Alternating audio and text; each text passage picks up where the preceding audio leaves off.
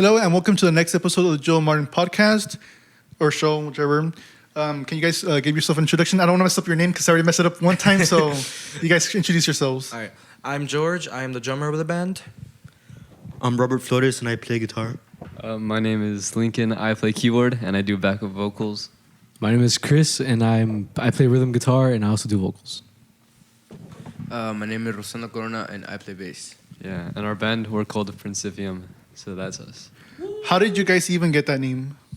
Okay, so how it happened, I'm actually the one that came up with the name. It was like I was trying to find like a word in another language that sounded cool, but like it had a meaning to it. So I kind of wanted something that meant like, oh, we're going to try to do something that kind of creates a new era of music. So then I searched up words like beginning or the start in other languages, and one language that I feel like is always just translated or like something that people do is they get words and they make them into Latin. So then I searched up beginning in Latin and it gave me that word, Principium. Beginning. So yeah. Yeah, and like originally we were called Barrier Breakers. that was our name, like Barrier Breakers. No, but you see, it was Barrier Breakers with a Z. So it was Like, and we thought it was so cool, but like everyone at school was like, guys, that's a lame ass name. Like, Yeah, I would have believed you guys. It's kind of lame. It's kind of lame. And then we switched And then Lincoln, thank God, came up with Principium. But then we had that name. And then we went to another name, which like, okay, so Christopher just made a list of like 100 names that he like thought came up with. And it was what? Oh yeah, so it was like a bunch of like, it was like desire, like a bunch of like random words that just like bunched up together, like inspiration from a, like desperation from a vessel. Yeah, that was like, our name for a little bit, yeah. Desperation from a Vessel. So. And then we went back. And in the end, we just went back to Principium Yeah, because but it's like- actually a pretty cool name. If we think about it. Yeah, and it's actually really- the audience, our fans liked it. Yeah. Because they were like giving us, they were bullying us for calling ourselves Desperation from a Vessel. Yeah, and also it's just a pretty unique name overall. I like. I think it's Yeah. pretty cool.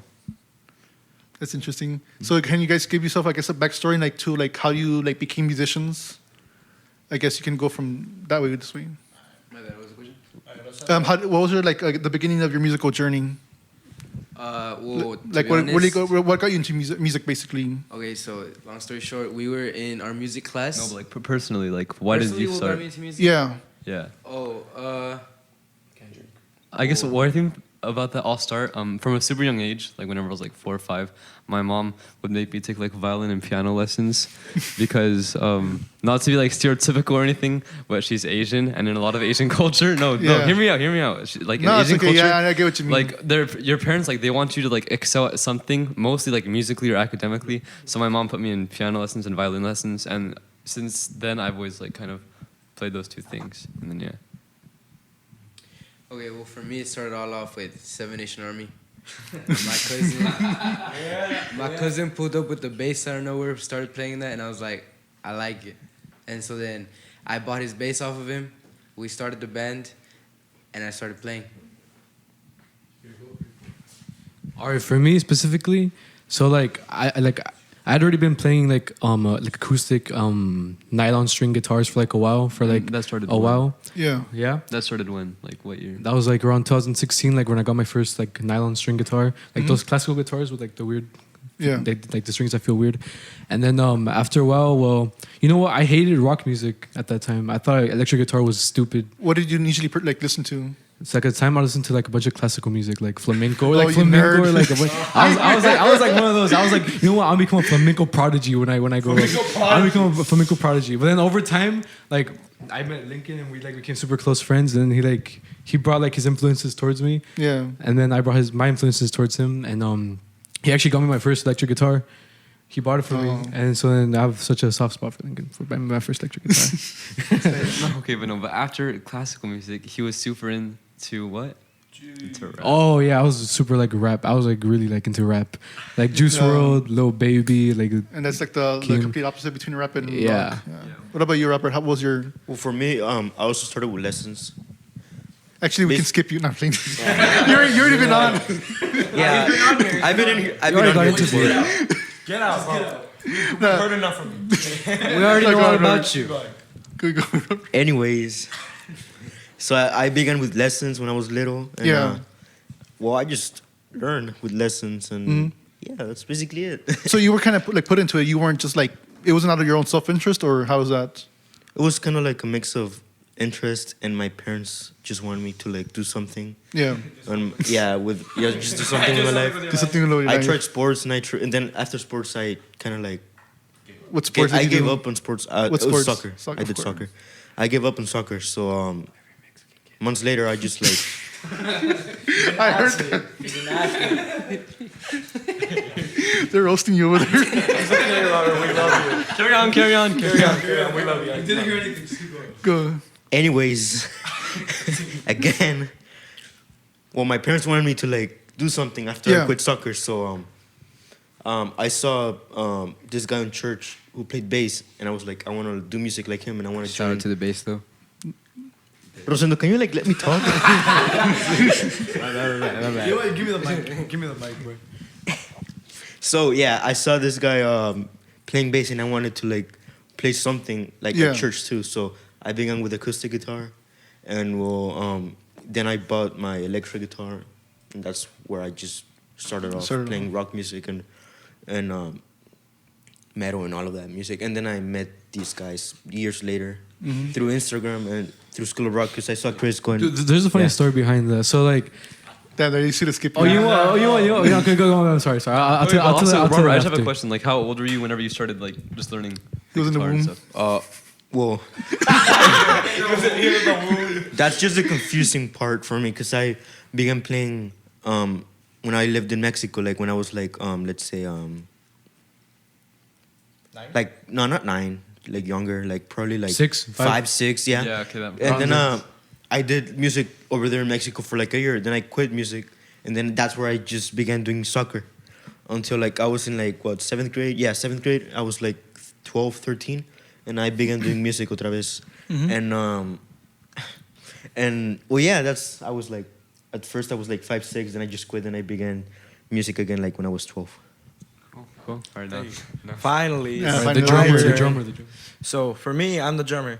So for me, how I got into music was basically from Chris, my brother over there. Yes. He listened to a bunch of rap, and I started listening to rap. And then when he got in the band with Lincoln, so him, Lincoln, Rosendo, and another drummer, they made a band. I don't know what it was called, but they made a band. Barrier breakers.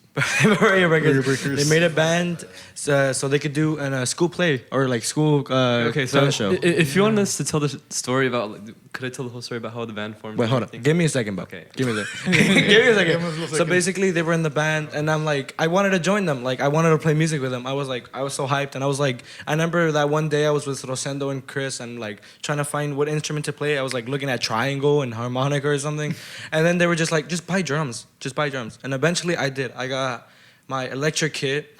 And I just started bringing it over here with Lincoln. We just started playing, and then the drummer that they had at the time started like not showing up to rehearsals. He never or like showed up whatever. to the rehearsals, and Off roll? that guy was like Yeah. really like mad.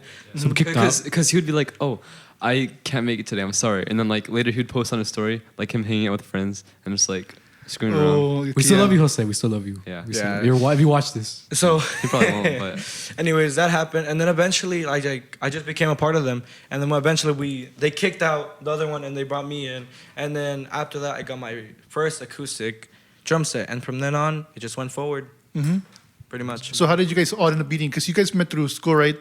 yeah, because Yeah. we've all been they've known each other for way longer. Like Okay. them and me and Osama are like best friends. It's like They came out the womb together. together. yeah. But then in 6th grade, I transferred to the school that they went to, and I kind of met them through there. And then me and Rosendo had the same music class in our freshman year, and we were like, oh, okay. So it was me and Rosendo, and then the other guy, Jose. We were all in the same like classroom, and then we wanted to do like a talent show or something.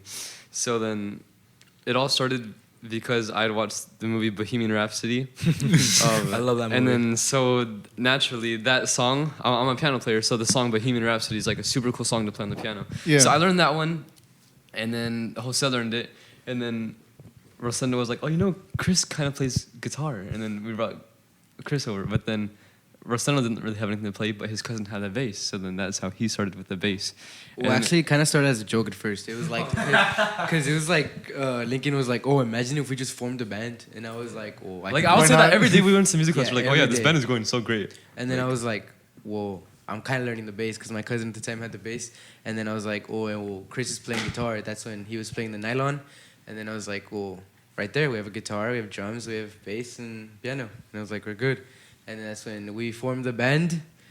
And yeah, we moved on forward. We sucked.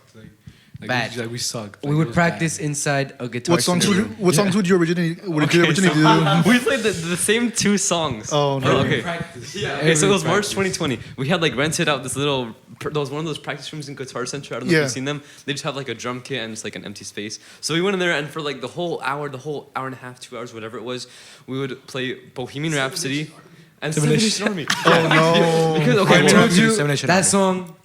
It just goes hard. But the way he would play it, okay, so like usually here, can you hold this for me? All right, so usually when you play guitar, you play it like this, right? But this guy put his fingers over like that and started playing like one over upside here. down. There's a video. Like there's a video of me doing this. Yeah. It was weird. He's weird, but he's very fun. Yeah. Yeah, but since then we've progressed, obviously.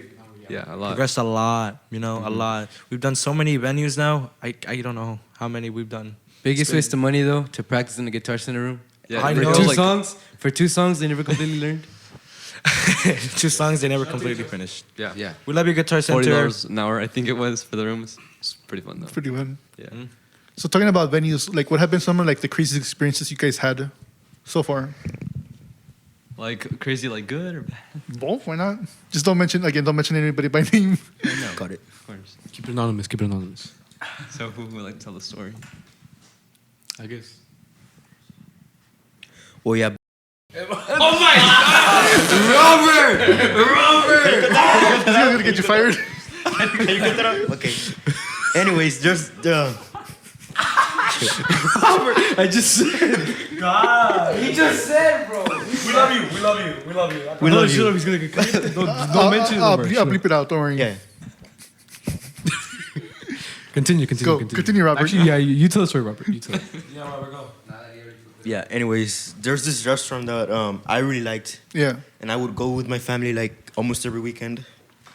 Not every weekend, but like almost every weekend, obviously. And it was a pizza place, and I would see like they had music like the same kind of music we play, which is like Queen, Beatles, some alternative. The classics Like and alternatives. indie kind of Indie indie kind of. stuff. And well, yeah, and we really liked the place, and I think the guys knew my family because the people that worked there knew my family because we would always show up almost every weekend. And one day I just went up to the manager and I asked him, I told him, I play with this band Principium, and I showed him the videos of us playing at different venues, and they were like interested in us, and I was like, cool. And then they told me to like give them their email, everything. Like we just entire booking process, we did it. But like we got there that day, and I was the last to show up because I was like busy. But like I just got there and I saw these guys like mad. They were like annoyed because we were playing like on the floor. Like they had like not a stage, but like a wood like kind of like. It was mulch. You know mulch, like the stuff that they put in the kiddie playgrounds. Yeah. The little. So like chopped up the pieces ground of was like wood. super like uneven, like really uneven. Yeah. And honestly, like it's Wood- not it's wood like chips, it's yeah, not that bad because I feel like other bad. musicians have experienced like way worse. Like it's not as bad, but like at the time it was like super bad for us. Yeah, that's just our experience. That's just our experience, yeah. So And yeah, just entire performance. I saw Chris's mic. It just kept on falling. and then like at the very end of the performance, I got so mad. I just like threw the mic. I threw the And mic then- on the floor. and And then, my mom was like, "Christopher, get this shit!" Like she's like my parents were like, "Bro, what is he doing?" Like so I was just like they're like, "Oh, I was so mad at the end of the show." But it was still pretty good. It was show. pretty good, but like Pretty it good was show. just That's The frustrating. environment was environment it was just a frustrating. huge problem. Our stuff kept on falling. Then we were just annoyed at the venue and at the It was just a terrible. just at the way they just put us on the ground like That that. ground. and because we kept getting a lot of feedback. Yeah, and That's we could also the part of it. we kept on getting feedback. So unstable, you can't get good sound out of that. And then on top of that, they didn't pay us. For, oh. Yeah, we didn't get paid. Yeah, because it was supposed to be like a trial gig. Yeah. So it was like we played that one time for free, and then we'll keep playing there, and then like eventually they'll start paying us. Yeah, Yeah. but like even then we brought like a lot of people, like Yeah. our families plus friends, everyone. Like We almost packed it. we packed it. It was like packed. Yeah. That was like a lot of money in their bag. But like the guy was kind of rude, like because I think Rosendo went to like Like in tips, we made like almost $300 and just Yeah. in tips, like because the place was packed again. And then I went up to him because he told me specifically was that it was one gig free and then the rest he would pay. And then I talked to him and I was like, okay, so like, next gig, like, let's talk about payment, because he told us that after the concert we would talk about payment. And I did, and I went up to him and he was like, oh yeah, you guys could play a couple more free gigs. And I was like, no, that wasn't the deal. The deal was we get paid one free right gig, yeah, one and free the rest gig. were gonna be paid. And he was like, oh, it's because you guys need to understand that we need to make more. Like, the more we make is the more I can pay you. And I was like, so you're basically saying we didn't make you any money when we packed the place. Like, I know, like, personally, my family ordered beer, like a bunch of alcohol.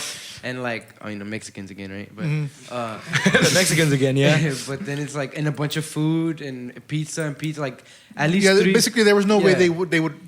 Yeah, like, and then I know, like, Chris's family, like, they took his grandma, his cousins, a lot of things like that. And then, like, so much money was wasted on food. And then for us to, like, be told that we basically didn't make enough money for them. Yeah, so it's like, yeah. Lies, just lies, And so, like, have you guys, like, changed that, like, in terms of addressing that issue, like, written contracts or something? Or how did you guys, like, solve that issue? Because I'm pretty sure it can happen again. Yeah, but we don't really, like, do contracts or anything like that. It hasn't happened. So, like, surprisingly. we don't have a way to, like, know. Like, people, like even then, like the amount that we charge to pay, or, like, that we charge for us to play, people tell us that's too low and that should be higher. No, that's good. Yeah. That's a good problem to have. Yeah. So, yeah. What about, like, crazy fun experiences you guys had in terms of, like, your gigs? Oh my, George, you're that guy. What? Tell him, George. About what? Which one? You know what you signed with that one day? Oh, okay. We're gonna talk about this? Yeah, we're gonna talk about this. I guess we are gonna talk about this. All right, don't cancel me. Just kidding. Can I mention? Don't mention the body part, but you signed something. Okay. So basically, our school, they were having homecoming for middle school. Yeah. So He's an 8th grader. That's why. Yeah, I'm an 8th It's grader. crazy to believe. So the principal came up to us. He's like, "Hey, can you guys play for the homecoming or whatever?" And then we were like, "Yeah." So we set up. We played. We played that night. It was a great show. It was just really fun playing for everybody else and stuff. And in the middle of the show, when we had like break, I went down to the middle and I signed this girl's body part. And it just went like that. It was fun. Yeah, I loved it. It must have been fun. Yeah. You know what I mean? Yeah. yeah. Jorge's the guy with the group. He's like the only guy that has. But like, he's not that guy. Like, But he's not that guy. He's not that guy. He's not that guy, but he's that guy. He's that guy. Yeah. He'll get there eventually. Over time. Yeah. Over time, he'll get there. He's getting there. He's getting there. Halfway. Still, yeah. our favorite venue. Datery. Our favorite venue. Yeah. Okay, you know what? Shout out to the Eatery. Like, actually, shout out to the Eatery. Yes. It's such a good venue. They're like 5 minutes down from my house, and every time we go play there, it's like super amazing. We always invite like all the people that I know, because I'm from Westlake, so I know a lot of people from like this area, and me and my parents, we kind of just invite everyone that we know to go play down there. Mm-hmm. And I don't know, it's really cool because every time they go, like the manager loves us, and everyone there, we're just received really well there, as compared to like some other places. No, yeah, you guys, I saw you guys there like I don't know how long ago that was, Robert. Yeah, that was a couple. It was a couple of weeks ago. A couple weeks ago, yeah. Like a month ago. And that was great. I mean, you guys, the audience loved you guys because I've been to like other like musicians like when they perform in front of like markets and all that stuff, and people are just like walking by. Yeah, not really paying. they don't really pay attention to them. It's like And there'll be random people. They just pull up with their like lawn chairs and they just set them down and they just like sit and listen Yeah, to they us watch- play. They wouldn't even buy food or anything. They would Yeah. just go and watch us. No, yeah, it was great. It's Yeah. amazing. We love the Eatery. It's the best. Yeah, and then Yeah, we don't have a mic, so no one heard that. yeah, and then I got this. Hold up. We love the Eatery so much.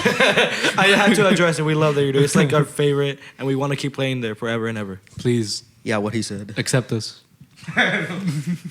Yeah, and then there's Bummer Shed. It was pretty cool. I like that gig. Oh, yeah, the recent show that we did that Yeah. you went to, Burma Shed. Yeah, I went to that one. That was also pretty like It that was was really actually fun. like the most fun that I think we've all had in the, like really well. Yeah. Plus, it was the first time we moving played like our so EP, yeah. hard and like we were like enjoying it. And the sound, like I don't know if the sound was good or not, but Yeah, the beginning was kind of rough, but then afterwards, Yeah. like it got better. it got better over time, right? So then yeah, the Burma Shed was also pretty cool. Shout out to Burma Shed. Yeah, Shout out. plus like I said, that was like the first time we played our EP, so it's. Oh yeah, it was our Yeah, debut EP so, too. like, that First was time we our- played it. like our debut. EP. EP. This guy. We have our single "Make It Stop" coming out June 17th. Oh yeah, our single June. Make It Stop, June 17th. Okay, we're getting sidetracked. Continue. No, go on. You- Okay. June Stream it. 17th, Make It Stop. It's coming out. Please. Everywhere. Stream it everywhere. You have Listen to it. Spotify. It's coming out there. You have Apple Music. It's coming SoundCloud. out there. SoundCloud. Everywhere you everywhere. can listen to music, it will be on there. I promise. be there. June 17th, Make It Stop pre-save. Go to our Instagram at Principium.Official. Come on. Link in our bio. Linktree, please. Yes. You got this. Listen to that guy. He's that guy. Go. I'm that guy. Continue. on. So, so what made you guys eventually say, you know what, let's record our own music? Because there's not a lot of musicians who, I mean, there's people who like self-produce music, but there's also a lot of musicians who perform, but they never record music, they never make original music. What made you guys make that jump into like making original music and recording it? Okay, well, I first, think- Okay, we're going I to start with his rap. All right. So, we're gonna- okay. So we're gonna talk me, about that. I'm the type of guy that I hate like I love doing covers, Yeah. but it's not what I want to do with my life. It really like, no, you know- it really isn't like what I want to do with my whole You don't life. want to be Just- known as that. Like I don't want to be known as the guy that plays covers with a band, like a cover band, basically. So I'm the writer in the band. I love writing. I love creating. I compose a lot. I love music in general. I just love writing. And then like it originally started with like my rapper phase, Oh, no. where I was like a SoundCloud rapper. SoundCloud rapper, yeah, I was like yeah. a SoundCloud. Best rap And then songs. I would just like find beats on YouTube, and I would just like rap over them, like oh, blah, blah, blah, like you know, I'd go off. You go off, yeah. You're so good, It bro. was ass, but I'd go off. I was off. And then over time, the guitar came in my life. So Yeah. then I was like, you know what? Instead of like finding beats, because if you think about it, we're a band. We make our own beats, basically. Like Yeah, we basically, make yeah. everything, basically. So then I was like, you know what? I'm just gonna pick up the guitar and make whatever I want, and just sing over it. So then that's what sparked my creativity originally. So what got you to the point of saying, you know what, let's record music now? Well, it's because I've made a lot of songs. I have So a lot many. of songs like in the vault. Yeah. I have like a bunch of songs like lined up. So then I got like the best 5 that I thought were pretty good, and I just decided to record them with the band. Yeah, we recorded Yeah, so them. like it's always he records a bunch of demos. He has tons of demos. A lot. And then he'll just show them to us, and we'll be like, oh yeah, what if you added this, and what if you added this, and then so we kind of just come together, and Pretty much. And then Chris is like, oh yeah, and then also I have this thing in my head. Could you do that like a do do do do? And I'll be like, oh yeah, just do that, and then Okay, so pretty much he has these demos because we're Oh, brothers. it's We 'cause live I together. basically like record at home. I have like my own like recording, it's like little studio kind of. Yeah. And I record like everything. It's pretty good. He records Pretty good and sound. like he records like most of the song, and then he shows it to me, and then I start recording my percussion and stuff like that, and then we just go from there, and then we eventually, when the boys come over, you know, we start working out. We start working out the rest of the song, you know. Robert joined a little late, but he still added his stuff, which is amazing. Make a stop, especially June 17th. June 17th. stream it. Plug it in everywhere. Plug it in everywhere. No, Yeah. you guys, that's the whole point of this. I mean, I want you guys to like plug in your music. Oh, sure. We got a picture. This is a business meeting. Yeah, this is, be careful over there. Sharks 6,000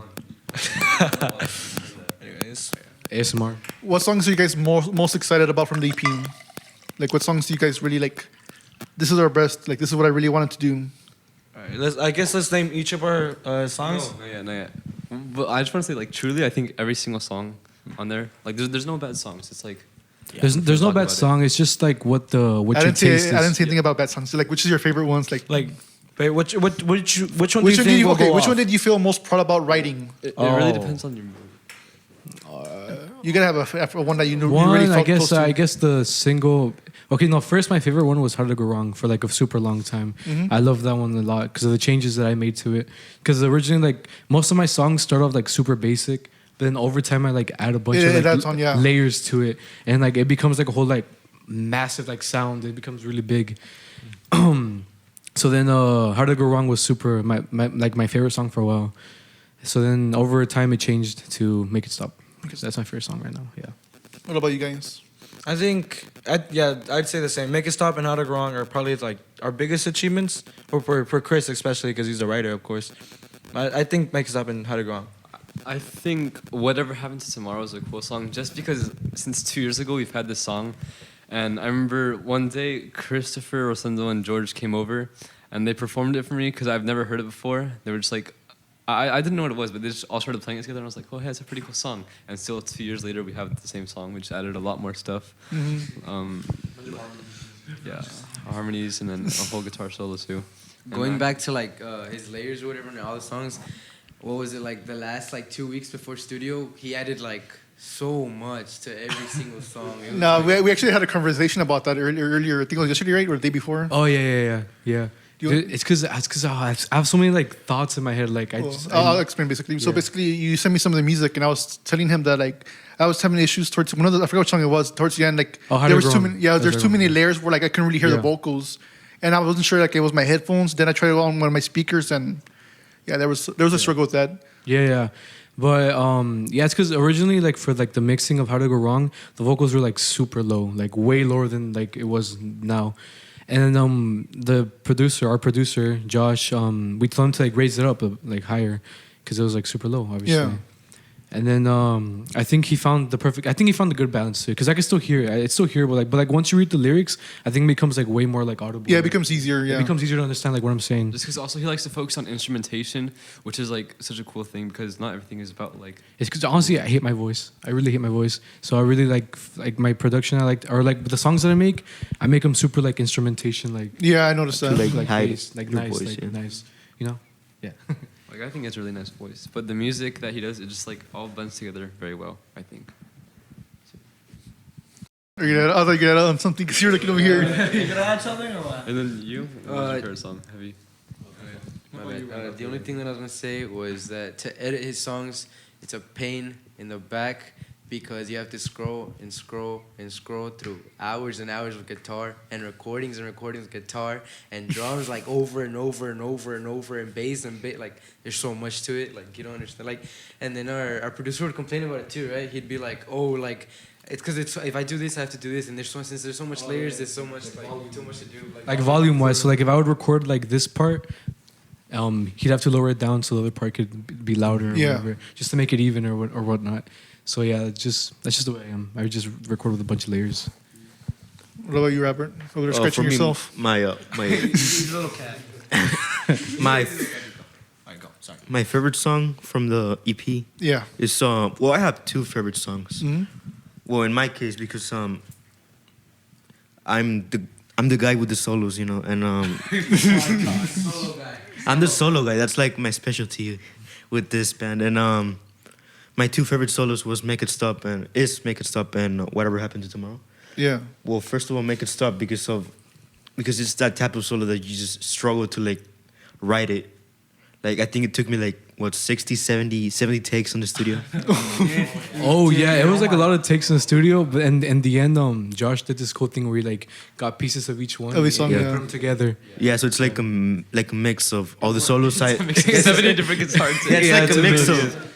It's like a mix of all the solos I played, and Yeah, I think he so, just yeah. mixed it all in like one cool solo that I enjoy playing. Because he improvises. He's a really good improviser. He can go off for like 10 minutes straight just playing solos. Yeah. Sometimes we even do that live. Like we'll Yeah. just put a chord progression and then he'll just go. And then I just. And then at improvise the with end, it. ask him if he remembers anything he played. No, he doesn't. No. Well, I do. There's this solo. Well, that's where my second favorite song comes up. It's Whatever Happened to Tomorrow. That's the kind of solo that I just loved it so much that I just memorized it. You know. Yeah, that one's it's one's a beautiful great. guitar solo. But yeah, Make It Stop is just it's just the type of solo you just improvise. It's just like a Pink Floyd solo, yeah. The Sesame No, Lick. the Sesame Lick was on Make It Stop. Oh yeah, the Sesame Lick. That's what the solo's called. Yeah, that's what my solo's called, Sesame Lick. Okay, that's like a funny story too, because we're like really big MCR fans, My Chemical Romance fans. Oh, yeah. And then I think it's Dead, right? Yeah, Dead. Yeah, Yeah, like the bird noise, The Woody the Woodpecker. the woodpecker the noise. woodpecker yeah. noise. And I noticed that the first time I listened to it, it was like, I don't know, it was pretty funny. Yeah, so go ahead. Alright, because I don't know if you've played, I don't know, maybe you've heard the song Dead by My Chemical Romance. It has this guitar part that goes like da-na-na-na, da-na-na-na, and then if you've ever watched like Cartoon Network as a kid, the Yeah. cartoons, you know Woody the Woodpecker? Yeah. The guy, he laughs like kind of the same way. Da-na-na-na, da-na-na-na. Yeah, and I think that's what Ray Toro did. Is just he got like his basically he just got his favorite cartoon and just put like a really like a little reference from it, I guess. yeah, right, yeah. And then I think it was the And first that's time. what we did for Make It Stop. For like the first. That's what we take did. I of- went to their house and Chris told me you should like do one of those references. What's one of your favorite like TV shows? And I was like, well, when I was little, I really liked Sesame Street. Of all the cartoons out there, Sesame Street. Literally. But it's really cool. I like Sesame Street. So we had a little Sesame Street Easter egg. It goes like in Make It ta-da, Stop. ta-da, ta-da, Yeah. ta-da. Elmo's World. Just kidding. In terms of your lyrics, what inspired you? Because I mean, they're not really happy songs. I mean, they have a darker theme to it. Yeah. What was going through your mind when you're writing these songs? So when I write these songs, I'm like, I put myself in the perspective of other people and like what they may feel. Yeah. Because sometimes, you know, sometimes I do feel those things too. So I imagine myself as of someone else experiencing it instead of myself. Mm-hmm. Like for How Did I Go Wrong, and also there's like a whole story going on in Yeah, the because EP. that one, I'm reading the literature on that one's really. Yeah, there's like a whole story going on, and like the basic story was that at the beginning there was this guy, he meets a girl, they fall in love, and then they break up, guy kills himself. Yeah. And that was like the story of the EP basically. Guy kills himself, laughs. You could. Hey, that's not family friendly. Just kidding. That's the thing. Every single thing that Christopher writes or that we write, it's all a concept. Like originally we had a whole album we were gonna write. It was a whole concept album. So then much. We shortened it. I'm to sorry, 5 I have a dark songs. sense of humor. Like, oh my god, this guy laughed at someone killing. Oh my god. Okay. Just silence. Okay, so For all the people out there who might get offended, we mean this in no offense. I swear. We love you No, all. don't No, blame yeah, them. yeah. If anybody gets in trouble, put it on me. yeah, no, it's okay. Like I'm a super like advocate for like what's it called, like mental health, because I think everyone deserves the help that they need if they ever feel in that type of way. So that's why I like. No, I honestly believe it. Like it's just that Yeah. when I joke around with my friends, we have a really dark sense of humor. And, Yeah, us too. And yeah. one of them Yeah. like almost did like commit suicide. Yeah. But like even with that, like it's obviously like it's a dark issue. Like it's a very Yeah. deep thing because you should like advocate for like people with mental health, but at the same time like we always talk about everything. It's dark humor. It's literally just dark humor. Like I'll give you a story basically. So one time, me and my friends we went to Chili's, and well, basically one of my friends, his mother has cancer, or had cancer. It went away, and we were already picking on him because he only tipped the waitress $2. So like we were already roasting him about that. And then if you ever get like those kiosks, whatever, it says how much you want to donate to St. Jude's. Oh my. And I told him, and he was like looking at it like.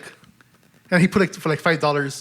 And I told him like that's not gonna help your mom. And, Oh my god. That's not gonna save your mom. that's how the stuff like. But we all like that's how we joke around. Like Yeah, we yeah. tell each other like really messed up stuff. Yeah. But again, he laughs. We all laugh. I mean Yeah, it's normal. that's how we cope basically. Yeah. Was it's because I mean, when it comes to humor, basically you use it to like cope from whether it be bullying. Like if you ever get made fun of. I mean that's what happened to me where I would get bullied a lot during elementary and middle school. But eventually. Why you looking at me like that? You bully me. But eventually you need humor to like cope mentally, like to deal with the stuff. Because I mean, Yeah, yeah. if you think too much and then you put yourself in a dark position and you keep thinking about it over and over again, I mean that only makes it worse. So Yeah, you humor kind of like distract yourself. It distracts you, yeah. Yeah, it's a distraction. Yeah, basically. That's pretty much us. We use like that dark humor and we just laugh. It's And especially because we're younger too, so we have like a really dark humor too. But like just for that specifically, I didn't want to get anyone offended either. Yeah. Yeah. Yeah. well, no, but yeah, I was just curious because I mean some of the songs were like that one was a really dark one, but the other ones, you know, they're Yeah, a little bit more like, cheerful. I guess the happiest one is Across Town, like the first one, that's Yeah. like the poppiest one. What was the inspiration for that one? Across Town, honestly, it's Was it just like, being across town? we just drove around the town and Just just drove across came up with town. across town. No, it's like it's first of all, it's the beginning of the story, like because it's like first it starts off super happy and then it like slowly really gets. So the album's a full bad. story. It's a story. Yeah. Oh, I guess you can tell the story like. Listen to it. I mean, I already kind of told this. The guy falls in love, breaks up. Oh, that literally, I thought that kills was just for the last song itself. No, it's No, for, like that's every the whole like thing. every That's the song. whole It like story. leads up to like Because him, the last like song him is killing himself. Yeah, the last song is him like reflecting Yeah. on everything that's happened and kind of the build up to the very end. Yeah, because the last song is like the lyrics are you fought, like the very ending is like you fought but you gave in, you grabbed the rope and sink it in your skin, started to think how horrible life has been. As you begin to suffocate and you're in so much pain but there's no other way. And then that's just like where he like That's where he ends dies. Yeah. yeah. But the Across Town is like the happiest one. It's like where I'm like explaining like the love that's happening between the two people. How you fell in love with that one girl or whatever. Yeah. Because it's like the first Have track, you- so it kind of sets Oh, the go- mood for go the on. entire thing. Yeah, it sets the mood for like the whole EP, kind of, because then it gets really Right, dark. right. at Just the end. Yeah.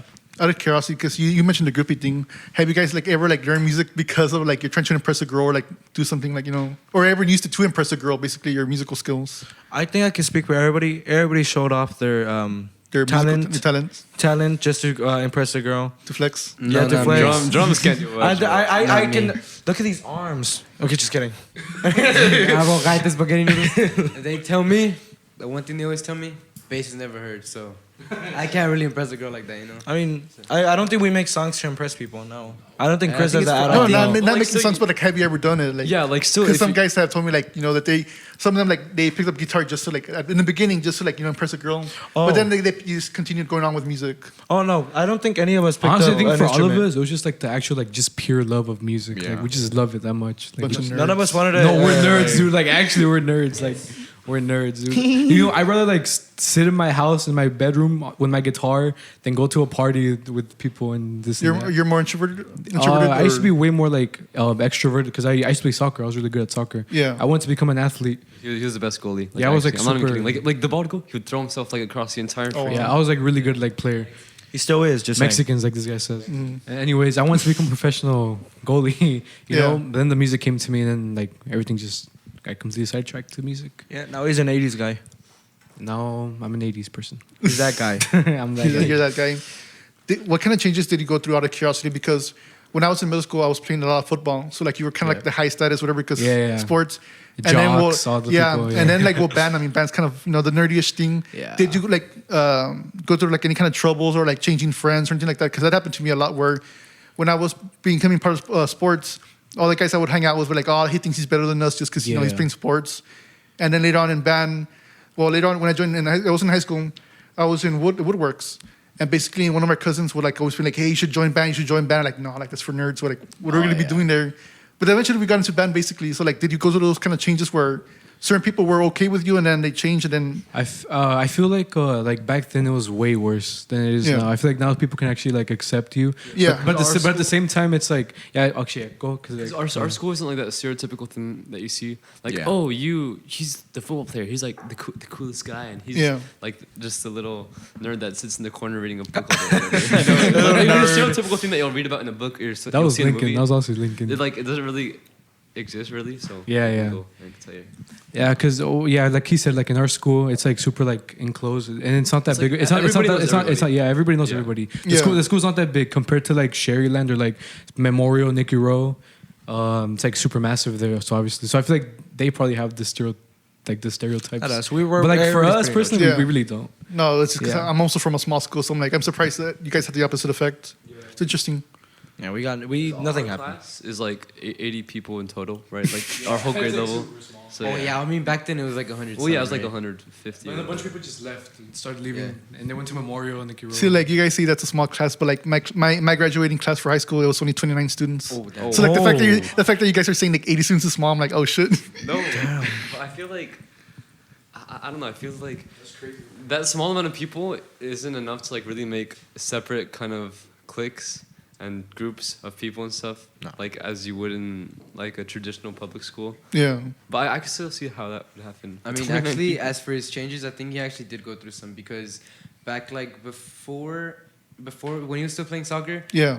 like me and Chris again have been best friends since like second grade, right? And then back in like 6th, 7th grade, we like completely stopped. It was like completely like I'd see him through halls, but I wouldn't talk to him. It's like we completely like left each other. Like we weren't friends anymore. Sad. Or like we were, but like here and there, right? And then that's when he was during his soccer phase, and he talked to everybody else, right? And then I was in my own class, whatever. And then later he started getting into music, and that's when I did too. And then like that's when we got like get again together. Started talking again. Yeah, and then but yeah, I think his like friend group changed completely. Oh, yeah, because honestly, it's something that you don't really like notice within yourself. I think it just happens over time. Because I never really noticed that until you said me right now. Maybe I did change. I don't know. Yeah, really it's don't because know. it's hard to see from your own perspective compared to Yeah. like other people around you. Yeah. Yeah. For me, oh my god. So for me, so I'm pretty young, so I used to play a bunch of games and stuff, like a lot of games. And I had this one friend group I would play games with, and then when I started getting into music, I like put them off. Like not like I played with them, but I did more music, and then eventually they started like bullying the hell out of me. They were like, "You're gonna be a SoundCloud rapper, or you're gonna be like one of those trash Spotify rappers or something." And like they would say that, and then eventually I just threw them all away, and now I just went into music. I sold my gaming PS4. I sold it, Yeah. and now I'm just in music, literally. Yeah. All this PS4 to like buy a new drum set. Yeah, so. I sold Literally. the PS4 to get an acoustic drum set. Dedicated man over here. No, yeah, that's basically what I went through as well. Like when you joined football, whatever. Like whenever we had away games, we were always the first ones to eat lunch because we were gonna take off. And so like my friends at that time, they were like, "Oh, he thinks he's better than us. Look at him." And like they would point towards me. I'm like, "Oh, these motherfuckers." Oh, like, damn, they think I'm changing, but like I never changed as a person. Like I always like talk to them. Yeah. So like there was only one guy like that really hated me, and basically like I stopped being friends with him. And then I'm not sure if I told you, Robert, but I think or it might have been someone else. Where I used to be basically an asshole. Like I was a bully basically. Yeah. I went from bully to whatever. So basically there was this one kid we bullied. I'm not gonna say his name. But it's because when we would eat lunch, like Stewie. Stewie. So basically, there was this one time I still remember just because like it made me feel really bad. We were eating pizza and I had like corn on the cob, and the thing is like whenever he would like take a bite of the corn, he would like turn it around, go like this, and like it was just like I don't know, it was just kind of weird. So we basically all started like mocking him, and we're like. And basically, I think he like noticed that we're like mocking him basically, and he started breaking down. Oh, wow. And I'm like, oh no, like I felt like this guilt because like I didn't want to make him cry. I mean, it's one thing like joking around, but like making someone cry, it's an awful feeling. Right. And eventually, I felt bad. I apologized to him, but the other guys like kept pushing and I'm like, you know what? I can't be friends with these guys. So basically, like how you said, like I stopped hanging out with them because Exactly. I realized the bad influence, and then I'm like, you know what? No, like So that's literally the same thing for me. Like the people I would hang out with, there's like a bunch of bullies. They're like those people that just make fun of everyone, anyone, for literally nothing. yeah, and they never do nothing themselves. Yeah. Exactly. Like there's really like no gain in like bullying, bringing people down. It's just Oh no. Like like honestly. none at all. Like they just do it for like fun. The real for losers their are own them. pleasure. Literally.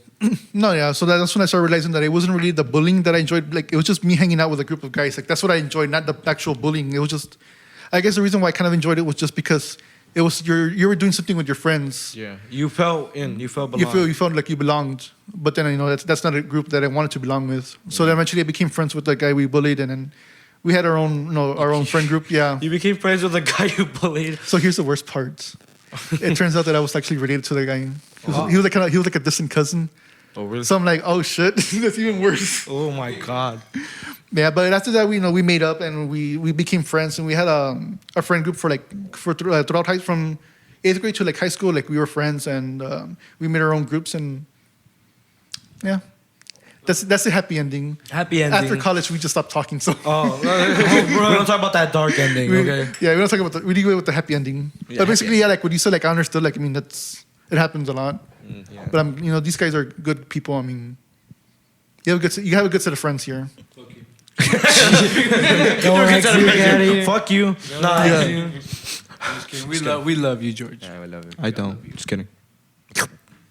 Alright, anyways. Anyways, hold on, let me drink water. Drink that water. Hey, Lincoln, give me some water, please. Please. There's like no more. Come on, Damn. come on.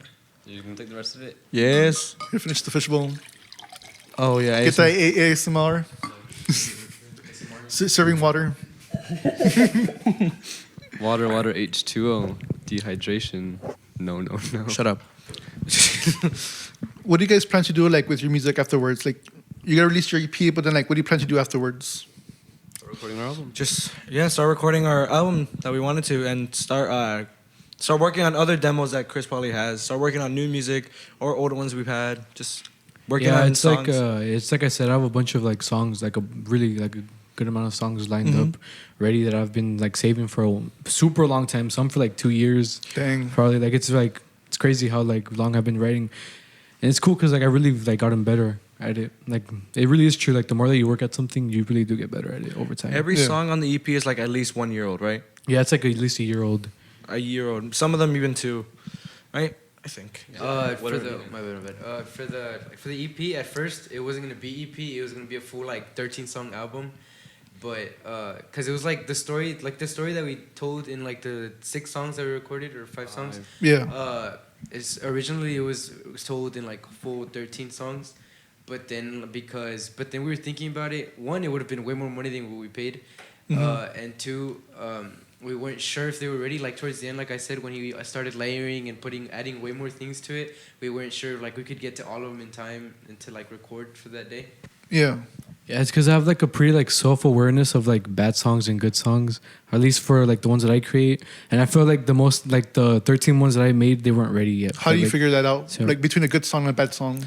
I just listen to it and I check if it's like catchy enough, or like, you know, if it's like, if it's something that people listen to Like over and over, you know. like over and over again, like if like the amount of instrumentation that I add is enough, and if it's not enough, then I'll keep adding until it really is enough, until it feels enough. And then over time, then a song will become really good, like for me at least. Because you might think otherwise, or everyone might think otherwise, but to me, if the song is good, then I think it's really good, and I really like work hard on each one. No, you guys Yeah. did put a lot of work into songs. You Yeah. can tell. Every song we do like has a lot of time, effort, work, a bunch of things in it. So much experimental stuff from Chris, from everyone literally. And so do the other ones. But the only thing is that the only reason we didn't go and record them is because some songs are just missing something, and they just need like a little bit more. So we'd kind of put it off, and then we always add other stuff. Like that was the story with all the songs that we recorded on the EP as well. Like Rosanna said, even 2 weeks before we went into the studio, Chris was still adding a bunch of stuff here and there because. On the last day too. Yeah, On the last day. a song can never be like studio, fully he was complete. like, I can't Yeah. help myself. And we added stuff during the studio too. Oh yeah, during too, studio yeah. he would add like random things and be like, "Are you sure? Are you sure? Are you sure?" telling Yes. you, I have But so many yes. ideas. They would work. Yeah. Alright. Yeah, and so it's crazy. What kind of conflicts do you guys go through out of curiosity? Because I've seen some like butting heads basically. Like, Complex. yeah, because I mean, Oh, okay, obviously as a band, like, there's a lot of good times, but there's also times where like you kind of have like conflicts where like you disagree and all that We've stuff. had some of those. We have a lot. Yeah. Okay, I guess I can start. Me, I'm super. I'm a control freak. I like, and I'm super picky. I'm Little really bitch. picky. I'm a control freak. I like doing everything. It kind of defeats the purpose of a band because, you know. Yeah, we're it's supposed to be be like a He has brotherhood or everything the way he something. But it's wants. because I have things planned out. Like I have everything planned out. Like I can't explain it, but He knows what he wants. I know what I want basically, and everything. So I'm super picky and I'm a control freak, and then that gets in the way. 'Cause especially for like the EP, Robert was super pissed at me. He was really mad at me. I feel so bad. He was really mad at me because he was like, okay, so like the songs, like the 5 songs, Yeah. I had him before Robert. He joined the band like a long time. I've had him Yeah. for like a very long time. So then like I had like already a bunch of layers to them. And when Robert joined, I was like, you know what, add whatever you want. So then he added like a few parts to each one. Yeah. And so like I did all the lead parts basically before he joined. So then he was like, motherfucker, like come on, I'm the lead guitarist. You can't be adding my parts or what? Yeah. But the truth of it is just because he's had like this already recorded No, for yeah, such a long time. he already had them for a long time. Yeah. But he still added his stuff. So. I still added my stuff, and I'm happy with what I Yeah. added. Yeah. Moving forward. Yeah, because Yeah, in the and end, to this day, and yeah, to because this in the day, I end, still. like, yeah, because in the end, I still want everyone to add their own thing to it. I think it makes a song so much better Yeah. when everyone adds Yeah. their own like influences. Yeah, their own to it. personality to it, Yeah, yeah. because I'm not gonna restrict anyone here. Like I'm not gonna restrict them at all. No, yeah, and to this day, I still remind Chris, I'm the lead guitarist. I need to like do my own parts. Can you please like let me do my job? And sometimes he says yes, and other times he's like, no, I can show this song. He tells me because last time I told you that was like when you didn't want to show me the new songs you were doing. I was like, can I listen to the songs you're working on?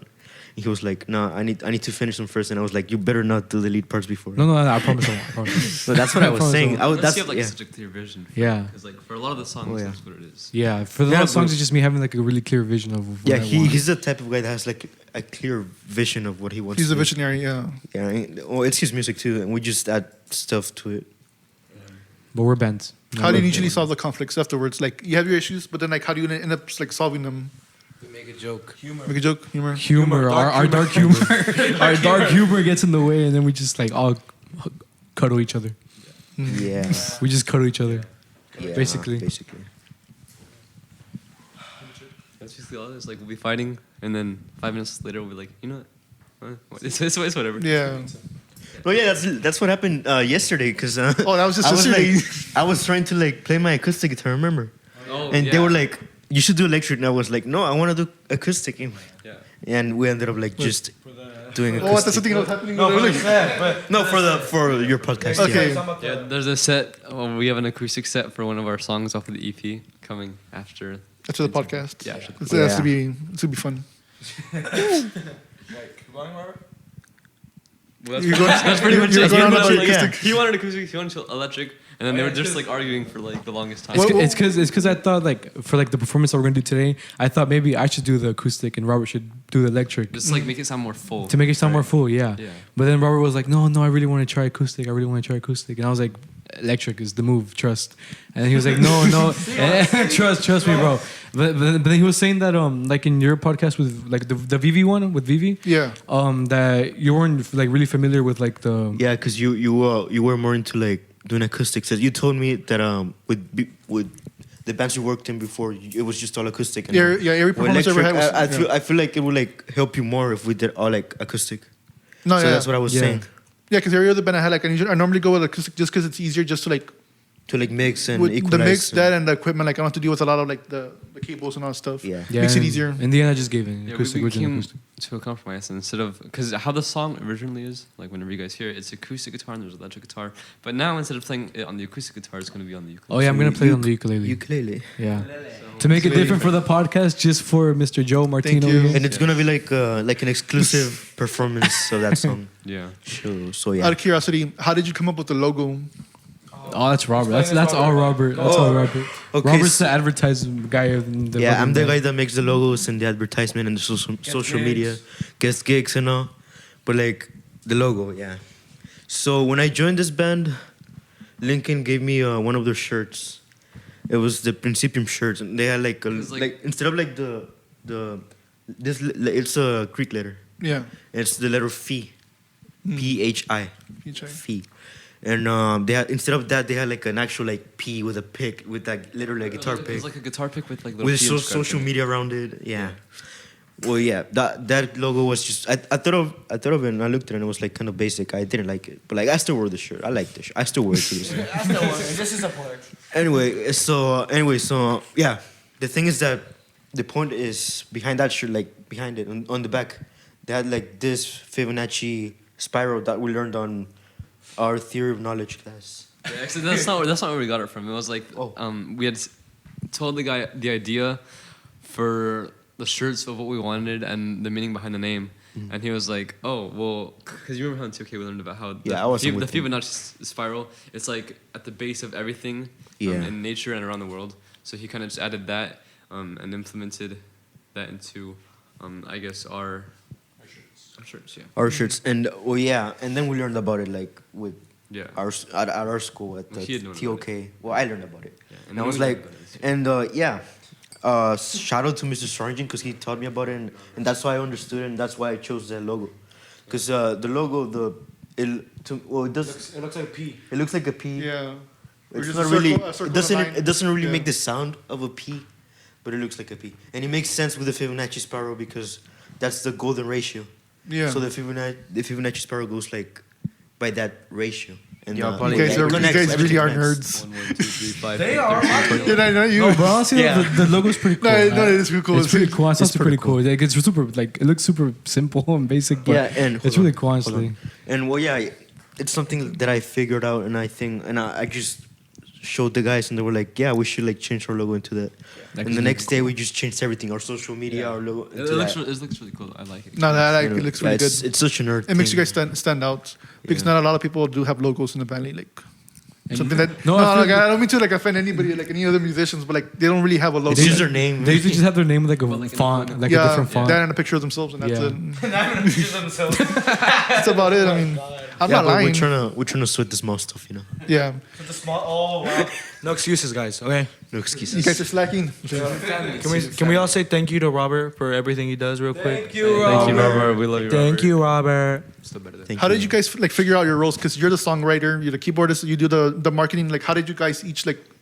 Did it just happen like? It's kind of found the place, you know. Felt Yeah, the we place? just Fighting. we all just fell into place. Fighting? You know? Fighting. No, it was like Fighting. the opposite of fighting. It would just like happen. That was it. Yeah, I feel like sometimes arguments too, though. Like, Come on. he's a songwriter because we can't write songs. He's the only good songwriter. Well, like we obviously we'll have our own. So like, okay, projects so we like, work on. what are each of your roles in the band besides your instrument? He's the one with the money. Rosendo keeps Oh the yeah, money. I collect checks. Okay, I collect the money in the band. the bookkeeper. He's the one with the money. Yeah. Only because he has a card, so that's why he gets. he's a bank. He's looking to a banker. Yes, money wise, it's on me. It's always been me. Always will be. Me, well, as we've like talked about, I'm obviously the songwriter and the composer, and Yeah. I love writing. I'm visionary, whatever, whatnot. Yes, okay. Yeah. Okay. Me. What would I do? I play. Well, it's key, Besides being the keyboardist, Yeah, like, besides besides your your instrument, instrument, besides your instrument. what roles do you have in the band? mostly I kind of. He kind of funds us. Funds? Not really. Like in the Oh, beginning, I funds. did. Okay, yeah. It was like okay, so. Oh yeah, at the beginning, yeah, he kind of funded us, but I like to coordinate. Like back then, I would coordinate all the schedule and practice times because like no one else would. so then I kind of would. Yeah. And then also I do a lot of the transportation for the van whenever we gig because my mom has a van, so I just use that. Yeah. And we had He's the- also our sound check guy. He's the one who moves the mixer and like does all that I'm sound, to level out everything. Yeah. the sound guy. You're a sound guy. One for me, I'm the guy that does social media, the marketing, or image. I'm the guy that basically does our image and Yeah, he talks to all the business owners. Yeah, like all the technical like technology stuff and website stuff is me and Robert a lot because I did a lot of the stuff with releasing the yeah, music. me and Lincoln are the ones that are like uploading our music. Just because we know a lot about that. Yeah. Kind of. It's Me? I don't know. I will be honest. I actually don't do much. I'm just like he's just a drummer. Like, He's just there. I'm just a drummer. I'm just a humor guy. I'm just here to lighten everybody's mood sometimes or Yeah. break it. I don't know. At this point, I'm just here. It's because I'm just a little kid. I'm just a little so you kid. don't know that much. Yeah, it's understandable. What? What you guys talking about? Nah. What's going on? See, like, I think it's just like an inside joke. It's because there's this, so like 4 days ago, like this guy, this dude in the drummer got into a random fight out of nowhere in my room. Yeah. Because it wasn't kind of random. He kind of had a reason why. Because like Rosendo came into the room and he like hit him on the face or whatever, right? And then like his earring broke because he has earrings and one of them broke. And I recorded like half of it, and it was so funny. And it was so funny. And I sent it to everybody, or like I sent it to. I'm sorry, but I sent it to Lincoln, and then it's such a funny like audio. I literally have it like, or Lincoln has it right there. But you don't get to see that until another time. It Bloopers, was yes. just literally them cussing out. Well, it's 'cause the whole thing is first. It was the day of the what is it called? The place. What was the place called? Bummer shit. It was the place of bummer shit. It was the day before. No, it was that same day. It was that same day. I went to go stay over at his house because he wanted me to stay, and I was like, okay, I'll stay. And then I was talking about Francisco because from Martin Lon, every time he's playing, he was looking at me smiling. And I took it, not that I took it, like I know like he does it because he's like vibing or whatever, but then I'm over here like joking around like, oh, he's taunting me, and then I go into the room and I'm telling him, oh, like he was taunting me and he was doing this, and then over here he was just like, oh, you're just a bitch. oh, But listen to me. The whole thing is funny because they're fighting, and in the background you just hear this motherfucker just playing the guitar. Like, I don't know, just some random riff. No, but I was joking with him. And then he pretend like he didn't hit me hard, but like he just went like a little bit, and my earring broke, and I was so pissed. I was so mad. He I went was off. enraged. I swear to God, he went off in my past 3 years of my life, telling me all the bad things that I had to do for the past 3 years. He went back to the past, cool things that I had forgotten. He was like, oh, this is that. I pulled out his whole backstory. It's all your fault. I pulled out his whole backstory. He's like, and Look, I'm gonna show you like the very ending of the clip. So like they're fighting, and then He just walked outside. so at the very end, I just walked out. I gave up. That's because I started laughing though. I was like, why you mad, bro? Why you mad? And then I looked at him and we started laughing, and he just grabs his jacket and goes, oh my fucking God. He closes the door and just slams the door. It was like, I can't deal with this and bullshit. then 5 seconds later, you walk into his room, he's dead asleep. Like, oh my God.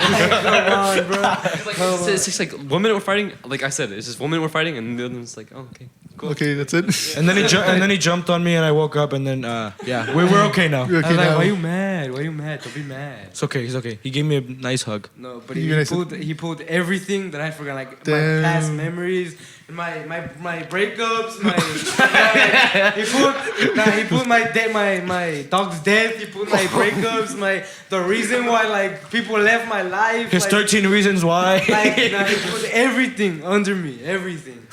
And I swear to God. I put out all his data. Damn. Those earrings meant that much. That's why I'm wearing. Hold this. Yeah. That's why I'm wearing mixed match right now. I'm wearing Yeah. Frog and like Can you say something? this was the original Oh, okay. one. Which one And, broke? Which one broke? Left. This one. The one. Yeah. I'm just wearing mixed match because I'm that cool. Worst part about it, I didn't He's even know I that broke man. his ring. His earring. If I would have known I broke his ring, I would have said sorry. But he just went off. Like I didn't even know what happened. He just went off. Till the very end. He told me to the very end. You broke my ring. My earring is my favorite earring. I was like, bro, I didn't even know. Yeah, so all in all, yeah, we do fight. No, Yeah, that we do happens. fight. Just a Yeah. little. Just a little. Just a little here and there, you know. Yeah. Just like brothers. Yeah, I mean that's basically what it is. It's a brotherhood. What about the colors? Because I noticed you guys were wearing purple and black. Like Purple. What made you guys choose the color purple? We That specific really shape like or purple. Dude, Looks cool. purple is honestly just like such a good color. And it's that shade of purple, just like fantastic. like that specific shade is shade. It's really nice. It's It's really good. It's really cool. Looks yeah. good on black too. So Yeah, and I think That's all it is. the black and purple combo is like a really good Plus, combo. It looks really cool. Prince, guys. Prince, yeah. Prince too, yeah. And then the P and then the name, it all Yeah. adds up. Yes. I just got that. I didn't even know. Thank you, that was Prince. We just love purple, okay?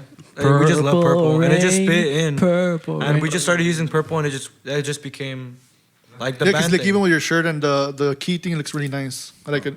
Yeah. That's his It's music mine video now, outfit, thanks. guys. This is my music video outfit. So when you guys see the music video for Make It Stop, June 17th, pre-save. June 17th, 5 p.m. Central Time. Oh, you already have a specific time as well. Yes. 5 p.m. Or like guys. 6 if you live in New York. But not Or even I knew on that. on the eastern. So yeah, this is my outfit for the music video. Well, except for the shoes, but yeah. This is what I'm wearing. You'll see me. It's okay. I'm very cool. Just kidding. No, I'm not. Hopefully you guys don't notice I was wearing a good shirt. Yeah. How do you guys determine your outfits, by the way? Because you each have your own style. You guys are kind of similar, but like everybody else has their own Oh, this is distinct style. just our band jacket. Right. Yeah. Well, generally this isn't my style. I only wear black just because I don't know. No, Sometimes- this guy has no style. Like he's literally the only thing he wears. The only thing he like wears. my, Oh my my signature, god! look, see, they haven't memorized No, because but my it's signature signature, look. it's My signature. signature look. It's a plain white T-shirt. This isn't my good white shirt. Dude, I 'cause can't express how his Bro, closet. no, You go to his closet. It's just white shirts everywhere. It's just Wait, white bro, shit. he He gets gets no mad, color bro. besides white. I mean, No, other listen, than it's white, because it's there's just different white. types of white shirts, and they're like, "Is this your good one?" I'm Different like, no. types of white shirts. You hear this, man? You hear this, man? And then he came up to us for the music video and he was like, "Guys, I can't find my good white shirt." And they looked. They're like, "What? They're all white. It doesn't matter. The color doesn't change." He bro." still hasn't found his good white shirt, give guys. yourself a chance to defend yourself. What makes the white shirts different? Bro, it's like not just that. It's like the material and how they feel. And like, No, no, go for it. Defend yourself. it's like I have different white shirts for different moods. Like this white shirt, like for example, this isn't my good one because I can't find my good one. I lost it. I don't know where it is. But usually this is what I wear whenever I'm gonna go play like basketball or just gonna go, I don't know, play with my friends or something. And It's he just just a white says shirt. that, And also man. all the other ones are in the I'm gonna let wash. him defend himself because Also, you guys all are the all other ganging ones- up on him right now. He needs to defend himself. All the other ones are in the wash. So I it's just the mix it fabric up. that feels different that makes it different, or So this guy has like a $500 white shirt. He decides if he plays basketball based on the fabric. Like, yeah, like that kind of makes sense. It's still white though. It's just white. Other than the design, everyone they say looks exactly the same, which I mean I guess it kind of does because it's white. It's a white shirt, so Yeah. I don't know. But usually it's a white shirt, and then I just have like light blue jeans, like regular jeans, and then I have no, but white then, socks. And but then he pulls Dom Toretto. He can be eating anything and it will never get dirty. oh yeah, Oh, like wow. ever. I'll be His white moving shirt. I'll be moving like a whole thing, and my hands get super stained, and then my white shirt is just like Clean, just Perfect. Nothing. Never a stain Family. on his white shirt. like ever. what's the name, Vin Diesel? Vin Diesel or like who are the dumb Toretto? Yeah. Where his shirt just never gets dirty. It will never get dirty. He's that guy. He was Damn, really that's amazing.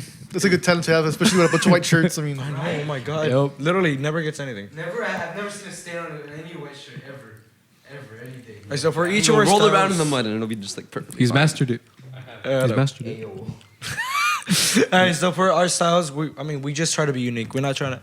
But what Chris loves is to be unique and not be like every other like pop. I love standing out. Like rock I think person ever, standing you know? out is really like, You have to stand the out. appearance in like your music is super important. No, yeah, I feel- image, that's what I was feel gonna say, like, image is very so important. nowadays, like hella important.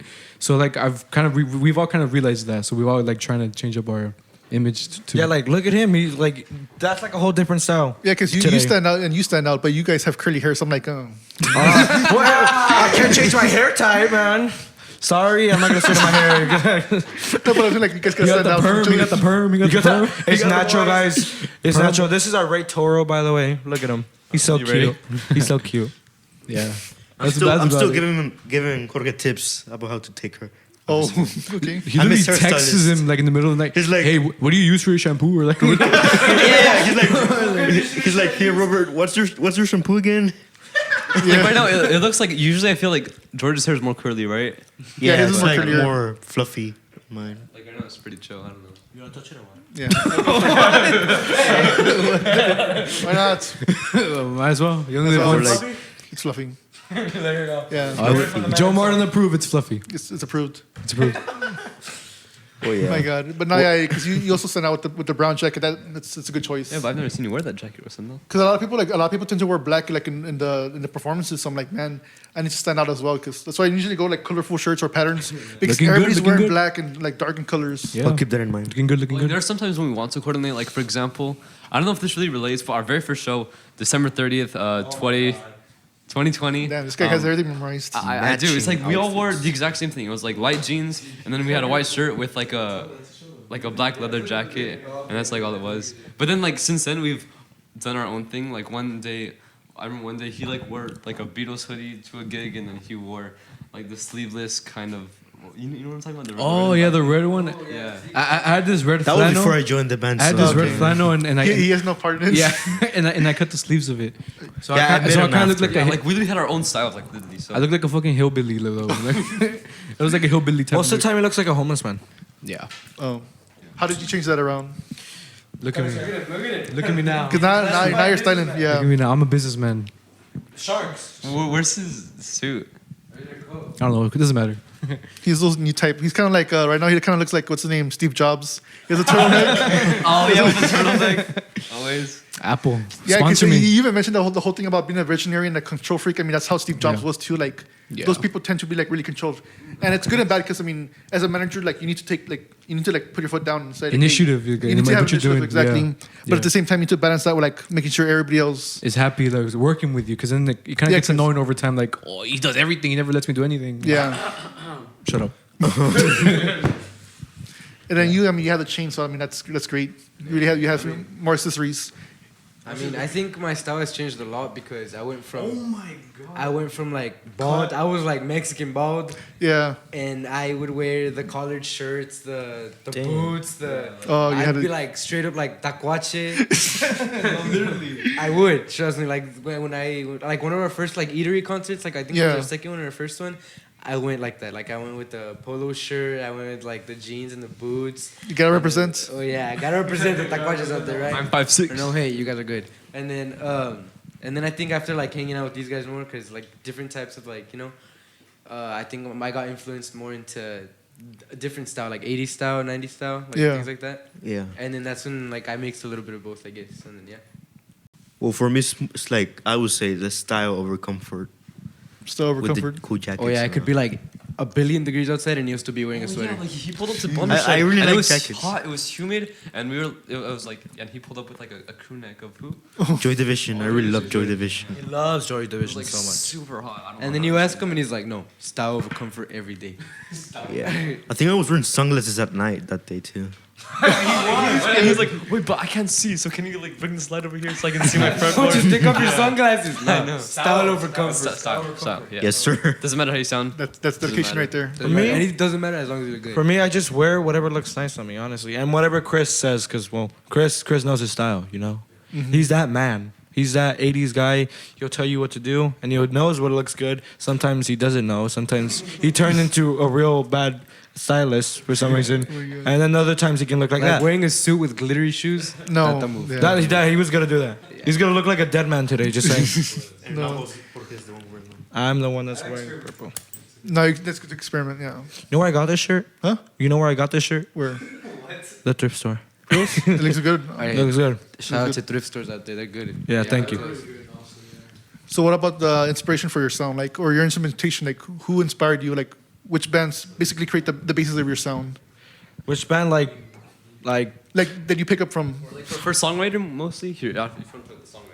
Damn, they already skipped you again. No, hold up. No. Take You his want to talk point, about it or what? Yeah, it's like for Yeah, me. you Yeah, can. we're going most- down the line like Yeah, this. yeah. Go. For me, mostly it was at first it was the Beatles Oh, because yeah. I started off with the Beatles so much, and you know how Ringo, he's a very basic man. Well, it sounds really good. He's a very basic man, just trying to go with the rhythm and stuff. So most of my stuff is from Ringo, and then recently it's been Bob Breyer from MCR. Well, not anymore, sadly.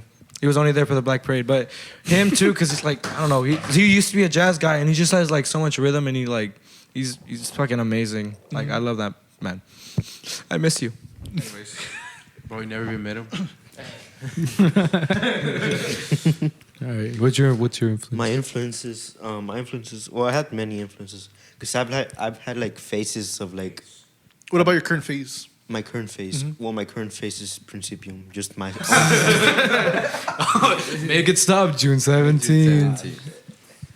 Well, yeah, my current phase. I think it's more like my own, like a mix of everything that I ever liked into just myself, I guess. Yeah.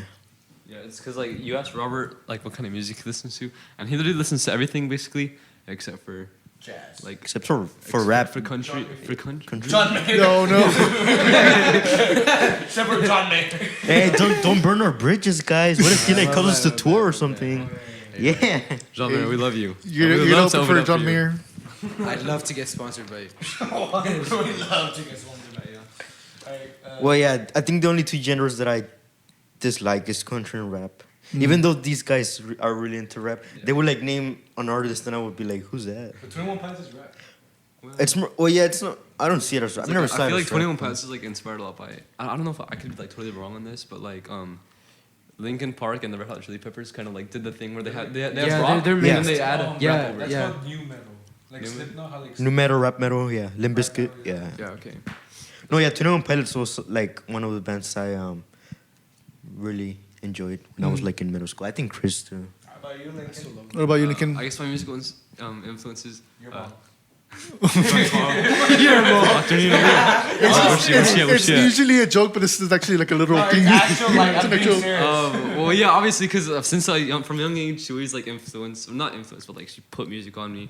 But I guess for like rock, Queen is like my biggest influence, and then I guess for like songwriting and like composing, I take stuff from like classical music because I like songwrite on the guitar and the piano, and so there's like Queen, and then there's classical music, and then there's I want to say Green Day, and then more like pop influences as well. No, not Yeah. Blink-182. No. Well, yeah, I think like he said, Queen is one of those bands that we enjoy, and even like in our solos, like there's this tone. I actually do call it the Chris tone. Because when I met Chris, he would have like this distortion and the chorus. And the chorus, yeah. Which is the brand made tone, but like to me it's just the Chris tone. I know. It's like it's so distinct too. But like whenever we went into the studio, we kind of like changed it because we couldn't bring all his gear. Yeah. Because like he wanted our producer wanted to record like digital, and like that do kind of digital like made me amps. kind of like annoyed because I kind of No, yeah, really but made us live we annoyed. use that tone. Yeah, Right. 'Cause Usually. he has this distinct thing. He has his Marshall. because in the back studio and everything was like digital basically. Yeah. Sadly, I really wanted it to be more like Yes. amps, like Yeah. miking up the amps and like authentic or like not authentic, but you know like that sound that you Yeah, get from like that miking have up. experience. Yeah. Yeah, I want Still it to be good. like that, Still but good. it was still good. Yeah. your influences? Oh yeah, my influence. My bad. My influence is me for For the instrument, yeah. mainly it's Queen because like Lincoln really got me into Queen like really like hella back in the day when I first started playing and when I first bought my guitar. So I listened to a lot of Queen, but then recently I've been I got into Radiohead and I didn't realize how similar like my writing It's is really to Radiohead. similar, It's like super like soft, but like it can be like super like What dramatic. about the and, like, songwriting? songwriting? Like, did you get like inspired by a certain songwriter or anything? Yeah, there's this rapper called Juice World. Mhm. I don't know if you know him. Yeah. He passed away. Rip. I love you. And I guess the way that he would write songs was like it was like it stood out to me. Mhm. His lyricism was really cool. I really liked it. What about it stood out to you compared to like other rappers? Like the way like his wordplay was super like unique, and like the way he would like word things, it was like wow, it was like super cool. Like it was really cool to me. So I guess that would like influence my lyrics. But then again, like right now, I really don't. I don't really have an influence for lyrics. I just write whatever I'm feeling, like whatever comes to me. Mm-hmm. I guess for me, it hasn't really been like a specific group or a specific band. I think it's always just been like bass, like Just whatever you. bass, like Yeah. like it depends, like Just bass. like okay, like if bass sounds good, I want to learn it. You get it? You mean? You mean like if it's like Like if the bass line of a song. yeah, like if it's good, like regardless if they sing like bad, like horrible, if the bass line is good, I'm gonna learn the song because I can take techniques out of it. Yeah. It's good. And also I think a lot of like Mexican music too. Oh yeah, that's great. Like it's like underrated, but like the bass lines they're actually like more complicated than you'd think because like they do a lot of walking and a lot of Because it's also mixed with like with German polkas and a bunch of other stuff. Mhm. Yeah, like honestly, like they say, oh, it's just so simple, it's just boom, The boom, boom, boom, boom. But actually, like recently, I think it was this weekend on Saturday, I got to experience like live, like in front of me, the band, and I'd stare directly at the bass player, and then he was playing like through the speakers, it sounds boom, boom, but then like, because I think it blends in with the rest of the band, but like you see him and he's like moving a lot, like from where he's like playing really complicated bass lines and really fast, and so I think like Mexican music like that is very underrated, and you could take a lot of like different types. Yeah. Right where. Yeah. No, yeah, that's actually, yeah, it's true because like, I mean, like whenever a car passes by and like they had like that music, you can say dun dun dun. Yeah. Bass boosted music. It was like people mod their cars to be like that and just like. You could put an engine on the Tesla. Okay, a lot of them stuff we say is inside jokes. It's like people won't get it, but like I don't know. We like to bring up inside jokes a lot. Yeah. Anyways, go. We're seeing. You can go with a different question. Okay. She's so confused. Yeah, I'm like, what's going on? At this point?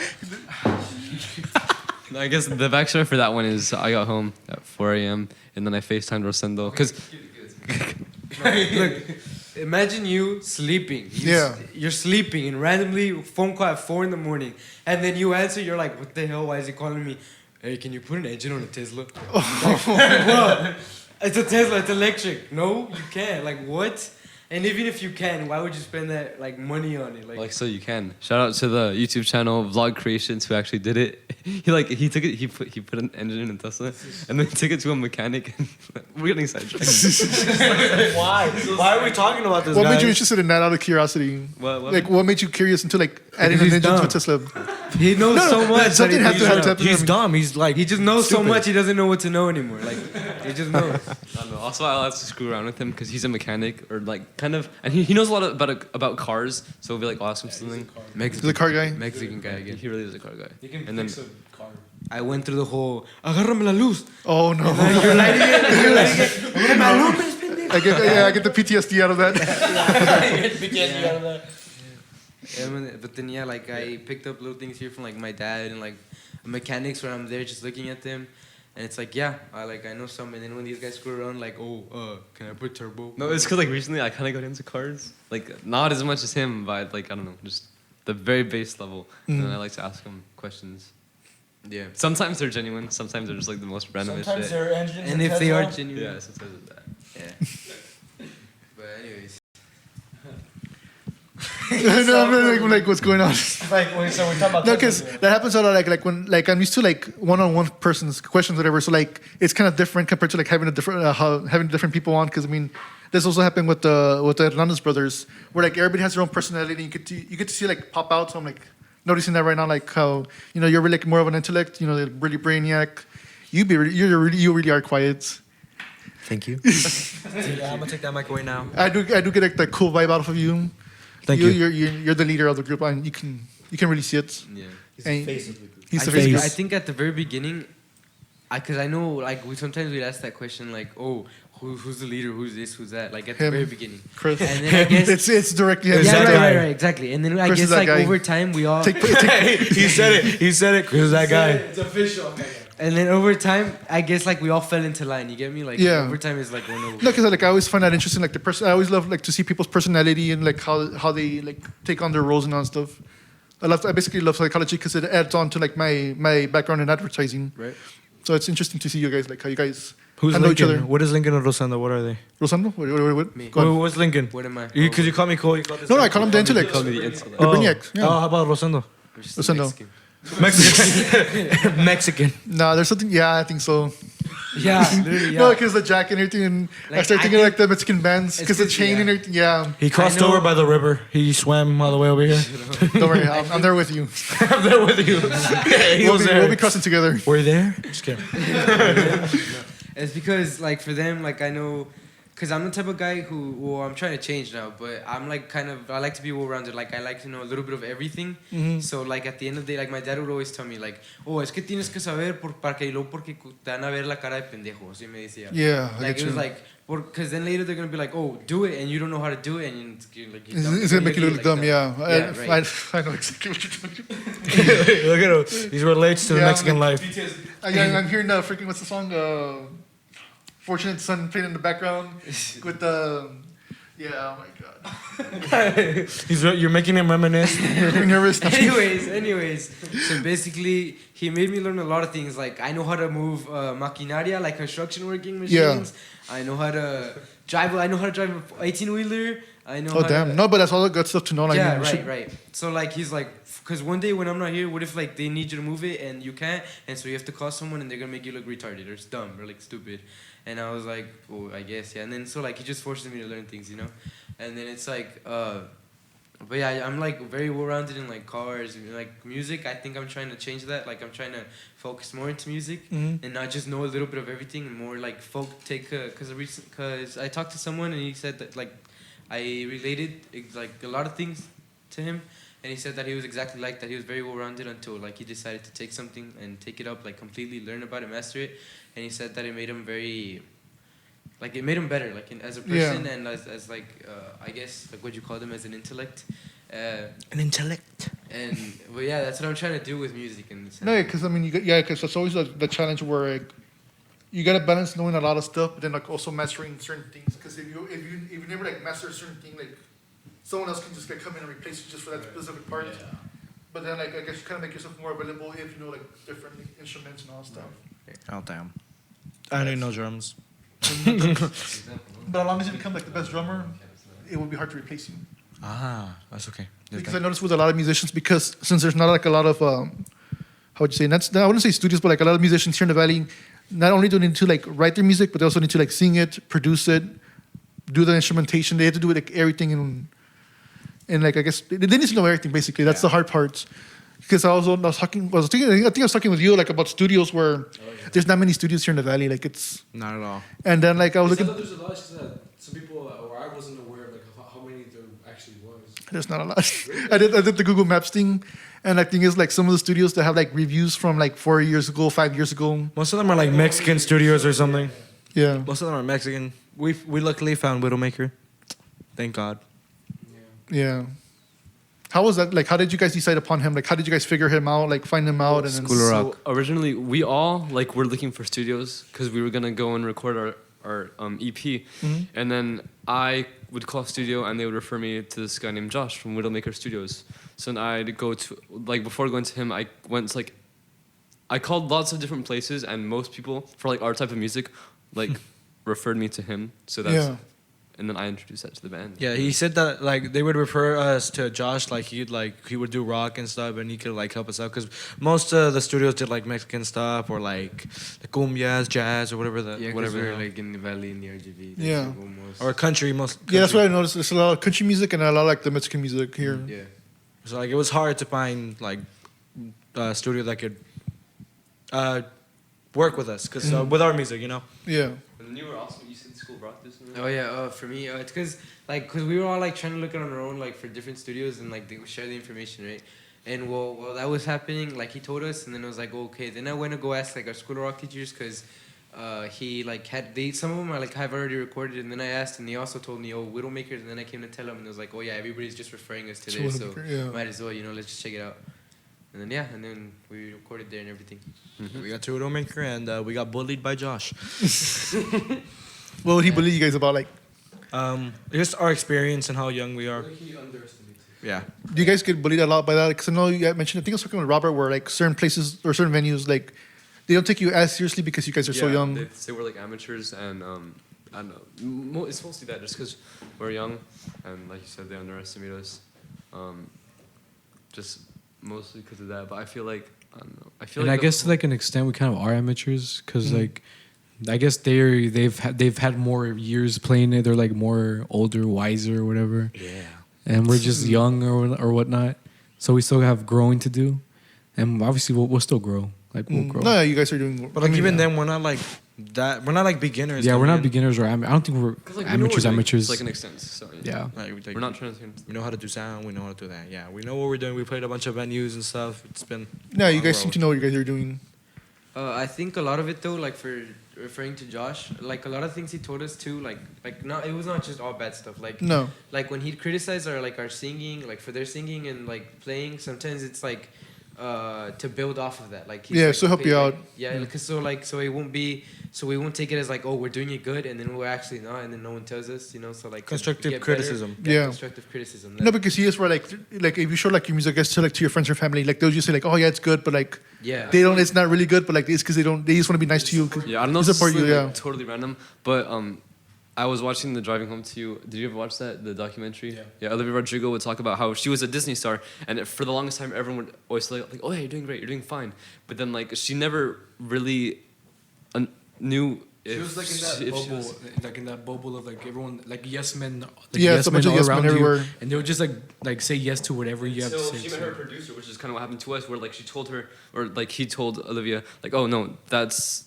not right, or that's not good." Just like I don't know, it's like the truth really helps sometimes when people Did that like kind of hurt like your egos were like for a while like, oh we're doing so of good, course, and whoa. then they wanted to like, no, you know what, you're not actually doing it Dude, right. You're for like, oh, me shit. specifically, Yeah. so like there was this one day in the studio. It was the vocal day Oh, where I no. had to record vocals, and I'm like the main singer, obviously. So I recorded the vocals, and no, actually no, I didn't, because I was singing like ass. I was singing so bad. I was like out of tune, like really bad. he's a really good singer, but just that one. 'Cause, yeah, that one day was super bad, and Josh was like, he was telling me a bunch of like, not shit, but he was saying that like, dude, like, next time, like, don't waste my time, like, coming, like, don't come here if you aren't ready to sing yet or whatnot.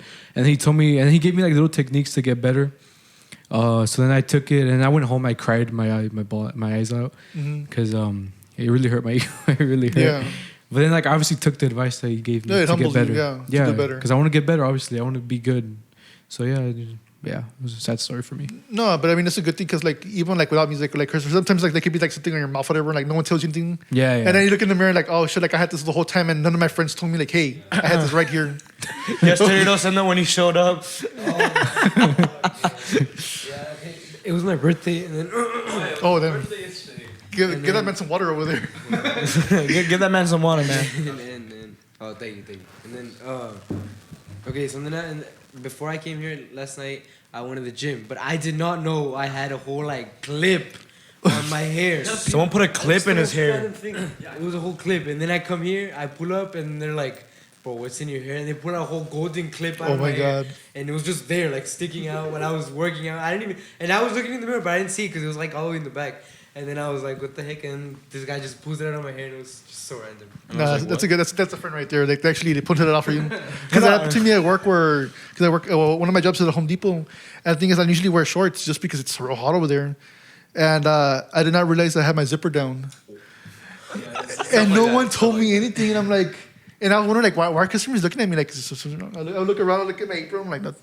Look at my apron, just like. Yeah, I'm like, hey, there's something wrong. And then I went to the restroom. I saw like in the mirror because the mirror's kind of long. I saw my zipper down. I'm like, none of my coworkers are like, Like damn. Bunch like of big damn. friends. Bunch of Yeah, big where's all my coworkers. friends? You know, where's the lot boys at? You should quit. You should quit right there. I know I should have. But no, like that. Like I mean, it's a good thing that those guys were telling you like, hey, you're doing this wrong. This is how you can correct it. Even though it hurts, because I mean, you love to like protect your ego, because I mean, like it's your self worth, and then they're for them to tell you like, you know what? No, you're doing it wrong. Fix it. But they tell you hurts, to but fix it's it. Yeah. Yeah. It's really good. Yeah, it's good to get criticism. Personally, Chris gives a lot of criticism to the whole band. To me, a lot too. Just saying. To everybody. To everybody, mostly me. But and does the he bass tell you player. like how to fix it, or just, No, he's just like, that's trash. A dog Do it check. again. Do That's trash. something like Ringo, or do something like 21 Pilots. I'm Or a like, tough love. Tough Tough love. love. Doesn't tell you what to do, just says ass. Like, just do it. Just do it. He's like, just do it better. Just do better. No, you just say, do better. No, you don't. You don't say what kick. You don't say. For example, for like every snares. demo that we have, Yeah. I'm at home and he's my brother, obviously. So the drums are there. So me and him always like record the demos together. Like I'll record the instrumentation and he has the drums over it. But if I don't like something, I tell him, bro, this is ass. Do better. Like come on. Like I know you can do better. Like do better. Come on. Yeah, but you gotta tell them like, hey, this is how you do better. I know. Yeah, you gotta No, tell no. me like, what do you want? You never tell I me. do. What I you tell you want. what I want. What the heck? I No, really do. but, and then your ideas are all dog. They're so bad. Your ideas are so bad. I mean, then again, like to defend him, right? In his defense, he's Yeah. not really a drummer, so. You So, see, yeah, that and can this is make what we were talking about earlier. we gotta add our things. Give me a. Pull a Freddie Mercury. That's perfect right there.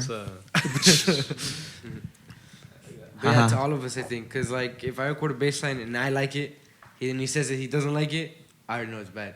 Mm-hmm. Because like I already know it's bad. I know it's bad. It's Because dog. like I don't know, like I don't know. I guess it's just that thing he gives off, like he just knows. It's not that he's better than us or like that anything, because like I see all of us as equals, right? But Yeah. I just think that his way of music is a little bit more deeper than ours. Well, personally, not I don't know about them, Yeah. right? But so if he says it's bad, I imagine it's bad, right? So like I change it and if, like for example for the Make It Stop bassline, Yeah. in fact I hate it. I don't like it. I hate it. I absolutely don't like it. But they all say it's good and it sounds really good. like it. It is. We all really What like it. what about it you don't like that? Because since I'm bass, I'm supposed to be deep, right? Like, Yeah. or not supposed to be, but that's like the whole. That's the bass. That's the bass, yeah. right? That's bass. And I played low notes. Like I'm just playing high notes, like low string, everything, like no deep, till like it gets to like beat drops, right? But that's what I didn't want that. Like I wanted to be more bassy. I wanted to be like a little bit heavier. Mhm. But and I think it's like bad. And I've gone to teachers, like music teachers. I've gone to here. They all tell me it's good, but I feel like I can do better. But like that's what makes you unique. The high notes and stuff. No one wants a basic bass that goes boom. They want to Like not just root notes and stuff, because Rosanna likes to be super creative with his bass lines and like what he does, like, and he likes to kind of tell a story with his like music. he takes a lot of time to make his bass lines. Like a lot of time he's like, if he doesn't like it, he doesn't like it. He tries another thing and then he can't play it, and then like Chris helps him out, and then yeah. That's how it goes. Story of my life, bro. That's how it goes. Literally story of my life. Story of his Yeah. life. And then I take forever to record too, because sometimes I do something and then I just can't time it the perfect time again. 2 days. Because like I know, because like for recordings we do everything 3 times. We record everything the same thing 3 times, Like so it for could be like demos, yeah. fuller for the Yeah. demos, yeah. So it could be more full, and it's like sometimes I cannot stay with my own timing. Like I don't know, I just can't do it. Sometimes I just can't play what I played again, like on the exact same timing, and like yeah, I take longer than everybody to record. How was the process like when it came to like recording music, like the studio? Like how was all of that like? Oh, it was definitely a new experience.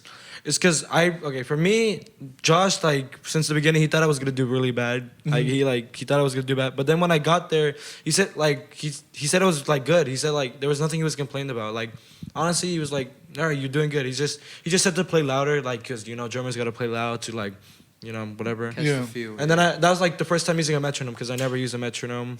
I should probably do I that. think any of us. Yeah, but like using the metronome really helped. Like honestly, I love the metronome, but I just don't use it because I just get lazy and just don't Yeah. use it.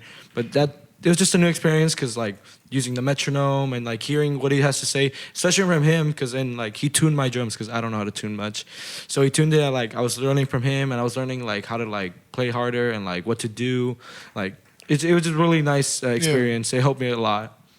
What about you, Robert? Bro, he About hasn't talked me. at all. I just noticed.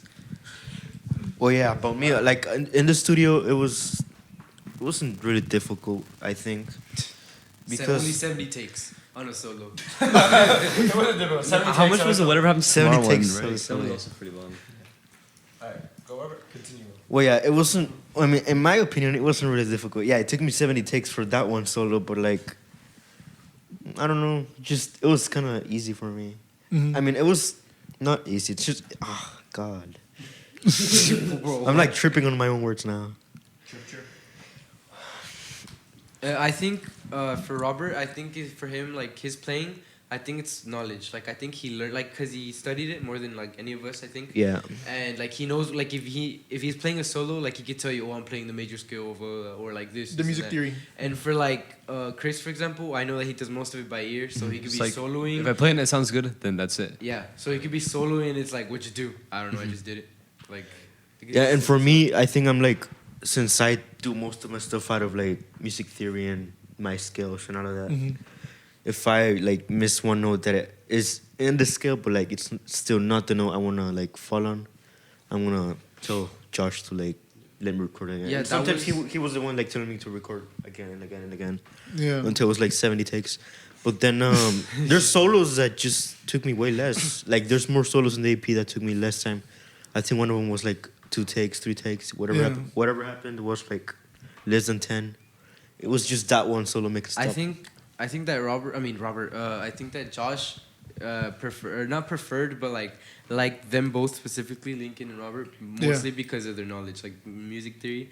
Like Lincoln, Like whenever I get so crazy about it, because No, like Josh would like literally like PP ride him so hard, like literally PP ride him so hard. You would like go on. Because he's like super knowledgeable in music theory, like really knowledgeable. in music Chris, theory. okay, like I don't know, it happens in way more instances, but like the most recent example is like I was taking a look at Make It Stop, and then I was like, Chris, do you realize what you just did? Like at the end, you go to an E, then you do the G diminished, and you resolve back to the B. Oh, yeah. No, I was just like saying the most randomest bullshit. It wasn't bullshit. It was like I knew what I was He saying. starts like breaking down the theory of my I songs. know, I'm 'cause, like, I just go what? on. Like what? I did that? like I know. Like 'Cause, what? like I don't know, but his music is like so genius without him even realizing it.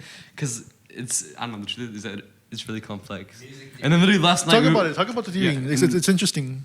And then I don't know, it's mostly that. But then last night we were like writing a song, and then someone was like, "Oh, what are the chords for that?" I was like, "Okay, so it starts with a G." He's like, "Okay, G." I'm like, and then it goes to a G sharp diminished 7 flat 5, and he's like, Just tell me the later. "Yeah." Just tell me the Tell me later. later. I was like, if you say A minor, I'm just gonna play A, because that's how it goes. Like, just Right, tell me the right. letter. Don't give me the flat 5, 7 diminished. Like, just give me the letter. But like, I don't need all that. The letter, not even the note, the letter. he calls it the Or I'll letter. be like, "Okay, just play the 5 on the D string," and then he's like, "Okay, so dong." And I'm like, Yeah, like it has to be like simple so I can get it, because like he No, gets no, it and then he just goes off. No, yeah, I get you. Because I mean, when I first started off with marching band, I played bass drum. So like every time like they pick on you, like, oh, you don't know that much, or like you're playing simple stuff. Like I know exactly how it feels. yeah, and then it's like I'm not obviously like I take more. I know that more than them. I take my time more with like the music theory part. I take a little bit more longer than they do, mostly because it's like my notes and like I guess like if they say they're like, oh, we're playing diminished, like I don't know what they're saying. Like I get it, but I just listen to the letter. Like, So like when you're learning music, like what do you do? Like 'cause some of them mentioned they learn by ear or they do music theory. Like what do you do? Like when it like comes I know that sometimes they're playing when they're like just jamming out or something. They just tell me the simple letter because that's how I am, right? And then because I mean for him he needs the whole like A minor, A major because he's strumming it and then the strumming depends like if it's major or minor. Well, like he'll be playing something and I'll just like hear it and I'll just like play along with him. Yeah. Or it's either that or he just tells me the root note and then from there I just go off. Yeah. I find like I just play around with the notes and I find what it kind of goes and doesn't, and then that's how I just play. And then George just. And then George is just the beat. George, He's I mean, just- He's the just- drummer. He's the drummer. I'm gonna be honest. I don't know anything about drumming. I don't know music theory. I don't know how to read. I know how to read some music sheet for drums. Yeah. I don't know my paradiddles. Yeah, no. I just do it. Whatever sounds good to me, I just do it. Honestly, even if I can't do it, I try my hardest to do it. I just try to just make it sound good, fit the vibe. That's for me mostly. I try to fit the vibe. Yeah, I read the song, like. I try to put what the song needs. I never want to go over the top, like those drummers who just like just going off. Sometimes he does, but like a lot of the time he does a perfect job. at doing what he needs to do. I don't go off much. Yeah. And they tell him, "Oh, you did this, and that, bro. I don't even know what that is. I just did it." It's like like I think if anybody asked us, "Oh, what'd you do there?" Like, go to Lincoln, bro. Go to Lincoln and go to Robert. Yeah, Lincoln will tell you. Like I don't know. I just did it. You see the thing, yeah, that's how it was basically too. Like when I was in marching band, like when I was learning the keyboard part, I would just like look at the note, look at the chart. Like my band director had like a thing for like each note, like every good boy deserves fudge. Or I don't know what it was, something like that. Yeah, That's fine. yeah, that's fine. So like I would just like look at the note. I'm like, okay, A, yeah. and then F, and then I would just like play the keyboard, the song over and over again, and that's how I learn. Like Actually- I don't know anything. Like when it comes to like music theory and all stuff. Yeah. So like at I can't relate with you. Yeah, at school I also play the bass drum for drumline. Yeah. I played, and they're like, "Here's a music sheet." I was like, "I don't need this, but I don't know how to read it." I was like, "I don't need it. Like, I don't know how to read Well, it." okay, so like me, I joined the drumline for one day, and the teacher gave me the sheet music, and then there was this part that goes boom, boom, boom, boom, butch, and then I was like, that's not what the sheet music says. They're like, I don't care, it sounds good, and then so like they all so it's almost That's exactly what the drum lines would do. Like it sounds better. Why that's not? me. That's me in drumline. No, yeah. Cause like I'm not like an official member. I just go sometimes when they like Right. don't have a bass, and then I go and I'm like, and they're like, "Here's the music." I don't need it, but like I can't. Yeah, I can't can read. play along. Like I can't tell you what I'm gonna play. because Like I it's can't. like it still fits really good what they're doing, but it's just like not what was written. So the first time I looked at it and I heard what they were playing, I was like, Like I have what to the hear hell? what I have to hear what they're playing, and I like. And you get that feeling. Yeah, and then, I like, get just you. add my own thing, and then like and then I just improvise over. That's what my drum line would do. Like we'll look at the sheet, we'll get like the basic downs, and then we just like improvise and But just, also a lot of what they would do, they would follow like the snares and the tenors, and Yeah. then, like they would just go off that. all I do is improvise. All I do is just improvise, literally. That's how our drumline was. Like, we would improvise a lot, and also like they tend to be like the angry people. So like I kind of decided like when you guys were talking about the fight, I'm like, yeah, that sounds like a drummer. Yeah. What you mean by that? And I think that's for like for my drumline, right? I think that's for most of it because I know all the bass players there don't know anything like at all. They're like 8th graders, and there's like some 11th graders that know like I think there's 2 that know actually read it, but they're like going and they're looking at it while playing it, and they're like slowly learning it. I can't like No, yeah. I was like, and then or like I just take over. Like sometimes they're playing it, but they like mess it up because they're like, I don't remember what the sheet said, and I'm like, bro, just play what I'm playing, and I'm over here playing it, and I'm over here like while we're in the, like performing it, I'm over here teaching it at the exact same time. So it's like, yeah, no, we're a mess. The drumline. I just learned by hearing. Yeah. I hear that, like if I want to like learn a new cover, I just hear the song or just look at a drum cover and just copy. I don't read sheet at all. Yeah. Were you guys like? Were you in like in marching band or what was it exactly? No, it was Drumline. It was just drumline. Yeah. Were you allowed like to compete against other schools or no? Like No. No. It's just like pep rallies. Yeah, just for pep rallies. No, and also they were like nowhere near like that level. To Yeah, they could no compete. way. because when I was in high school, like after during the football games, sometimes it'll be like not halftime, before halftime, we would just like walk up to the other drum line like, hey, let's play against each other. We'll have a drum house, and it was always fun because I mean, we would write our own cadences because our band director, I mean, he was a percussionist, but like we didn't have a section leader for everybody, like for all the different sections, so he was in charge of everything. So like he would always leave the drum line to themselves because he knew we could handle ourselves. Like we would just like make up different stuff, and we would just like challenge other band lines, like other drum lines, like hey, let's do it. And they already knew they were like let's start putting all our cadences and all that stuff. So I mean that was always fun. Oh, I wish I could do that. Oh my Yeah, if our drumline was like that, then Our drum line is so small. It's and, like- so bad, honestly. 4 bass players or 5, and then there's like I hate when you guys say like it's small because it's not small. Because we had 2 snares, 1 quad, and 2 bass. And that was it. Well, ours is like not that much bigger. There's like maybe 2 tenors, maybe 1 snare. yeah, there's only 2 tenors, like 1 snare, and Like like 3 or 4. It's like 2 tenors, 3 snares, out and of like all of 2 them, bass. there's the most basses. Like basses is the most that Because it's really really makes up the whole drum line. Just bass, just bass, and most of them know nothing, Yep, pretty much. including myself. I know Yeah. nothing. I just make my own beat. Yeah. Story of my life. Just make a story of my life. Just make my own thing. Story of life. So I mean, do you guys have anything else you guys want to add on, like talk about? Oh yeah, today is Chris's birthday. Oh, yeah, you have a bunch of birthdays going on. Yeah, It's only 2. I know. Everyone's birthday. It's everybody's birthday. Why Today, not? everybody. It's your birthday too? Yeah, why not? Oh, No damn. way. Can I Okay, do my fun birthday fact. too? You get your birthday You too? got your Hey. Wow. Okay, Pretty cool. just for the record, fun fact, I was born 2005, he was born 2004. My birthday's on June 1st, and his is on June 2nd. Today. Yeah. Yeah, Today. So we're like, No, yeah. I was telling Chris, like, I think yesterday, like, oh, I'm gonna surprise the guys by like bringing some pizza or everything, and I didn't realize like his birthday was the one today. Oh, yeah. So I kind of like ruined the surprise, like, don't tell the other guy. But his birthday surprise, you doing it? Telling the guy who. He's like, don't tell anybody. I'm like, bro, it's my birthday. Yeah. Because I had told you. Yeah. Yeah, messed up his yeah, surprise. totally. You know, like, don't tell anybody. Like, Yeah, I know. but then once I saw the messages, I'm like, oh, never mind, it was his birthday. He ruined it on his own. I know. I gave up everything. Yes. It's really good pizza though. Where's it from? For Macios, it's in Mercedes. Macios. For Macios, yeah. Really good Shout pizza, out to bro. them. No, yeah, it's Sponsors. really good. Like he got inspired by because he needs to live in New York and like he got like all the Italian chefs all that stuff. Like, so like it's very authentic and it's great food. Especially like It if was you really actually good, like yeah. get there and like it comes out of the oven like because right now it's kind of cold, but when it comes out of the oven, it's great. Is it like a brick oven or what is it? Yeah, it's very traditional there and it's very nice. It's a small area. Like if you don't see it, I mean.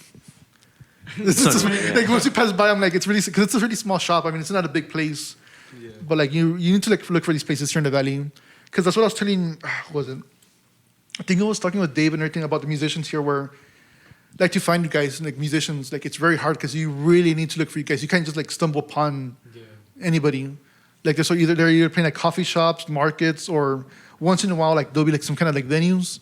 But other than that, like it's for the music here in the valley, like I mean it's difficult to find you guys. Yeah, because if you think about it, like in like LA or like Cali, there's like musicians everywhere. Or even Austin, yeah. Or, yeah, Austin. There's like yeah, there's musicians some, everywhere. yeah. Like street musicians just trying to make a living off of them playing. No musicians here. Yeah. At all. No, I was actually surprised when I met them. It was really weird when I met We them. just. I never told the story, but basically like the way Robert joined the band, like remember, so it was like he would come up on my feed a lot, on my Instagram feed a lot, Yeah, like yeah. his videos would pop up, on my explore page, because of the hashtags that he uses. So then one day, like I would like look at it and I'd be like, damn, this guy is good. He's really good. And I had no idea that he was from here, like from the valley. In our heads, it was like, oh, he's from like another like. He's from like Austin or LA or like somewhere out of here, completely like not here. But then come to find the dude goes to my school. Oh, Dude's from the No, valley. I think first we saw him in School of Rock, right? Oh yeah, we saw him in School of Yeah, Rock. first we just went, they were showing us a performance script they had, and Yeah. we saw him, and it was like, bro, is that the dude? They're like, that's the dude, right? Like, That's the guy on my feed. That's the guy on my feed. and then we asked him to come play for it, like to see if he wanted to come play for us, to like to try it out. We texted him like, "Hey, I think you're really cool," and or Link. It was Lincoln that texted No, him. I right? texted Lincoln. 'Cause, Oh, yeah. First, I didn't know of these guys until like one day I was just using Instagram and I went to my stories. And you know how there's like an option to see like who watches your stories and whatnot. And yeah, I saw Chris and I was like, "Who's this Chris?" And I was like, Who's this guy I stalking my don't know why account? he- Yeah, bro, this is I don't guy know- stalking me. I don't know what I don't know why I picked Chris. Just I don't know why. I just went to there's like It's meant to be. 100 destiny, to guys, 200 destiny. people there on my stories, people that watch my stories, and I don't know why I picked Chris. And I picked Chris, and I was like, wait a minute, this guy goes to my school. This guy is going to my Yeah, school. and then he's playing guitar. We just all had And I want to know a what he's vision. doing. What he's doing. I want to know what he's doing. I want to know what he's doing. it's still sucking. And then I saw that they had this band, Lincoln, George, Chris, and Rosendo. Rosendo. And I was like, I really want to see what they're up to. So I went to Lincoln because he's Lincoln Torkelson. So yeah, His dad's like the whole founder of the school. he's the one I knew the most, even though he didn't know me. No, okay. The funny thing is that also whenever we started last school year, it was like all online, and then it was our first period in math with Mr. Reichman, and he would tell everyone to turn on their camera and kind of introduce yourself and who you are, and then you came out with like some white guitar, and you're like, "Hi, my name is Roberto Flores, and I like to play the guitar." And then I turned it off. Yeah. I was like, "Oh wait, I remember seeing him." Because like in his videos, he'd always use the red or orange one that he has now. No, I had a orange one. No, but then also like it was like kind of both. But yeah. I know for me it was like very like blown up, like because it was like first it was like, oh really, he goes to School of Rock, he's from here, and it's like we invite him to go play this if you like to join, and then he's like, and then they were talking, and then while I was inside they were talking in the garage while we were playing, and then it was like, oh, and then I come out and they're like, oh, he's from our school, bro, and I was like, bro, what? From our school? I've never in my life seen him. What is he, like 10th grader? No, he's older than us. He's in the higher grade. Oh yeah, he just graduated yesterday. Yeah, I went to the graduation. Congrats. Yeah, we got him. So yeah, that's another fake news thing. I'm gonna be honest. So we just have. I'm just that one guy who doesn't know anything. I'm gonna be honest. We were just doing a rehearsal. This guy just pulls up. He just pulls up. He just pulls up. He looks super emo. He had super long hair. It's covering his face. He just pulls up, and I'm like, who the hell is this man? and then I asked Chris, and he was like, oh, that's Robert. That's my boy. And then he just starts shredding. I'm like, God damn, Chris, you're being replaced. Just kidding. Oh really? Do you ever think about like how crazy it is that if you wouldn't have pressed Chris's like profile, like you probably wouldn't have gotten involved? No, I think we probably would have connected him with Yeah. him either way because we were looking at that. Yeah. Oh, okay. Yeah. Scouting him, I guess. Even then but like you guys didn't know I lived here. No, so- No, but we saw you at School to of School Rock. of Rock, yeah. School of Rock. Like so, that- so I that's was like- like before that. No, yeah. Like I literally told him. Yeah, we were together right next to each other. I literally He was whispered like, to him, "Is that Robert?" Rosendo, that's the guy. straight. And I was like, Robert? Robert of Is guitar. that Robert of Guitar? Because that's his Instagram name. And I was like, is that Robert of Guitar Rosendo? And then we just like, I was like, oh my god, he's right here. I was kind of like fanboy, I was kind Yeah. of on my Instagram. No, because he is against guitars. I mean, I saw like when I was checking your Instagram, because I forgot how I saw you. Like, someone shared about your stuff. I can't remember who it was. Then I saw like your Instagram. I'm like, damn, this guy's pretty good. Damn. Yeah, That's how it happened. I think part of it was through Vivi because like she had the interview with Telemundo, right? Oh yeah. Yeah, so like Telemundo. I kind of like I was like, this is interesting. And honestly, I didn't know she was like a high schooler. I thought she looked older on the interview. Oh damn. So I thought like, oh shit, like how like I'm like, okay, this is cool. And then I started like following you guys. I'm like, okay, this guy's there's a lot more talent in the valley than I thought. And especially at you guys' age. I mean, the fact that you guys already have a band, you've done so many gigs at this age. I mean, you guys are doing really well for yourselves. Because I mean, yeah. They really broke musicians, but yeah. It really broke. I mean, that's just every musician if you think about it. Yeah. Yeah. Musician that's not I'm pretty sure every musician out there has gone through a broke phase in their life. And that's us Yeah, right the now. whole starving artist thing. Yes, that's like us right now. But at the same time, we're spending on a lot of expensive stuff anyway. So. But it's needed. You never stop spending on equipment. Even Ever. when we have the money, there's always it goes something to better. like band stuff. Yeah. Really? Everything could always be better. It could be better. Yes. Yeah. Oh my god. You guys go through the whole phase of like, I forgot what it's called, like when you keep like buying gear. There's a certain word for it, but I can't remember. Gear. Basically, like when you get addicted to like buying new gear, even like if you don't Or really like need guitar, That's my like guitar phase players right with like now. pedals Just and stuff. That's Yeah. not a phase, Mom. It's not a phase, man. No, but I was like that too. Oh my god. What does your parents think about like the whole situation with the band? By the way, this, like what do they think? Okay, well, at first, I'll go first, my bad. Yeah. At first, I told him, like, I would go over to Chris' house, like, when we were just starting, to play music, and I'd take the bass, and they're like, no, es que para qué vas, casi vives ahí, ya les voy a dar tus papeles. And I was like, why? I was like, they're already gonna give him, like, my whole birth certificate and everything, and it was Yeah. like, you go over there, and you're not even doing anything, you're just messing around, you're just doing that. And then comes our first gig, which was the very top floor of Chase Tower. Right? Yes. Yeah. And then that's where I invite my family, and they were all surprised. They were like, "What the hell?" Like I thought they were just messing around, playing games or something, not even actually taking it serious. And then we played it, and they were like, "Oh dang!" Like they actually sounded really And good. his dad was so Like proud they're serious recording. about this. Yeah, His Very dad fun. was like, "Yeah, the camera. With a flash on right in front of our faces. Yeah. Oh We my played God. Imagine. because every day, almost every day, they'd like." Nah, make fun of me, but they'd always tell me things like, "Oh, like, what are you even doing? You're just going over there to waste your time. You're not doing anything. Like, que ponte al tiro." Así me decían, "Ponte Yeah. al tiro, ponte las pilas. Tienes que moverte a ver cómo vas a hacer dinero." And I was like, "Okay, Dad, but I really want to do music." But it's because this and that. And then until like we had our first gig, it was when they they started taking us more. They opened up a little. Yeah. Me personally. that's exactly what happened with me. Where my dad, like, he never supported me playing music, but then like once he saw like in the football field, like when he saw us performing, and he was like, "Oh yeah, like that's my son." I'm like, "Shut the fuck up!" Like, Yeah, he doesn't support me. But now that you see everybody, like, Exactly. everybody, like, "Oh wow, they're good." I'm like, That's my son. "Yeah." I'm like, Yeah, but after a while, like everything has changed now, and now it's different. Now it's like he supports it, and like if I need it, like if I really need something, Yeah. he's like, okay, then there, like, because he knows that we're actually like trying to do something and not just messing around playing covers, being known Yeah. as a cover band. But yeah. For me and Chris, our parents have always been like they support us a lot. They've always helped us. They've always like we rehearse in our garage. Like our Like house. our house. We rehearse at our house. They let us. They lend us the garage to rehearse. They really support us. They like anything we ever needed. Like if we needed money to like buy gear, they would support. Like what was it? Like for Chris's amp, I think they gave some money, right? Oh yeah. And for my drum set too. Yeah, for my drum set too, they gave some money too. They've always been really supportive. Like they've never like they never like questioned it. Like, oh, it's just the phase or anything. no, they never questioned it at all. Even- Like, I think It's even because if it they was- see how serious we're taking it. Because it really is like it really does mean a lot to us. Like genuinely, like does mean a lot to us. And they can see it with our performances and like because they come to performances. Like they see us Yeah. play. So then like it's like genuine, you know. It's just Like it's of there. course it would be like, oh, ¿por qué necesitas eso? But like when we would like explain and when they would see how hard we'd work and stuff, they'd be like, okay, and then they eventually be like, all right. As long as we explain like everything, then like they support or whatever. How about you, Robert?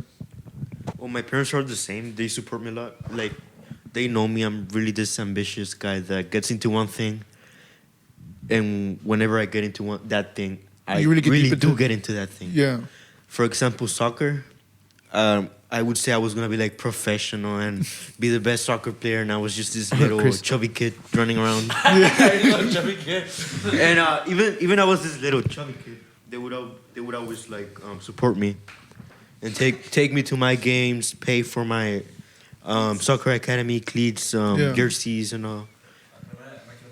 Yeah, and then I still remember the day I told my dad, I'm not gonna play soccer anymore. I don't want to play soccer anymore. I feel like I'm not moving forward, so I think I should quit before I go further. Yeah. And my dad was kind of disappointed, I guess. I saw his disappointment. Every Mexican dad's like. No, yeah, but disappointed like there. I understood because he wasted like a lot of time and money and me trying to like play soccer. And So then did he question it like when it came to music? Like, oh, here he comes. No. First he wants to play soccer, now he wants to play music. No, Like, okay. he's not like that. He didn't question it or anything. He pushed me into he pushed me into music because they know I'm like that. Like they know I'm not gonna leave a a something just because. Yeah. Unless I'm really failing, but like at the moment I feel like I'm not failing. I feel like I'm actually doing something. So my parents, yeah, they support me, and like Jorge said, with their parents, my parents are like, are like buying me the things I need, supporting me like financially, with my stuff. Like I just got like a whole new stack. Like I've been telling the guys, help me out, guys, so I can get my new amp. Yeah. We're all broke. Stack.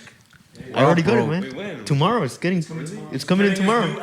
Oh, my God. Nice. I've been asking them for financial aid since I joined the band. Financial aid ourselves, man. I know. We get like $40.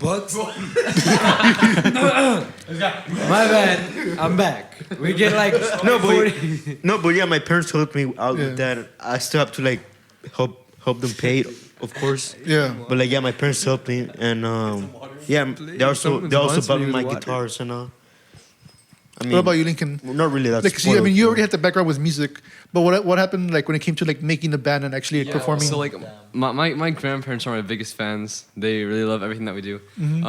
My dad, he's like, oh yeah, pretty cool. Yeah, you're in the band. Like he didn't think much of it, but he supports us obviously. Yeah. My mom is like the biggest critic ever when it comes to like every small thing, and I think overall she doesn't really like want me to pursue it, even though it's like what I really want to do.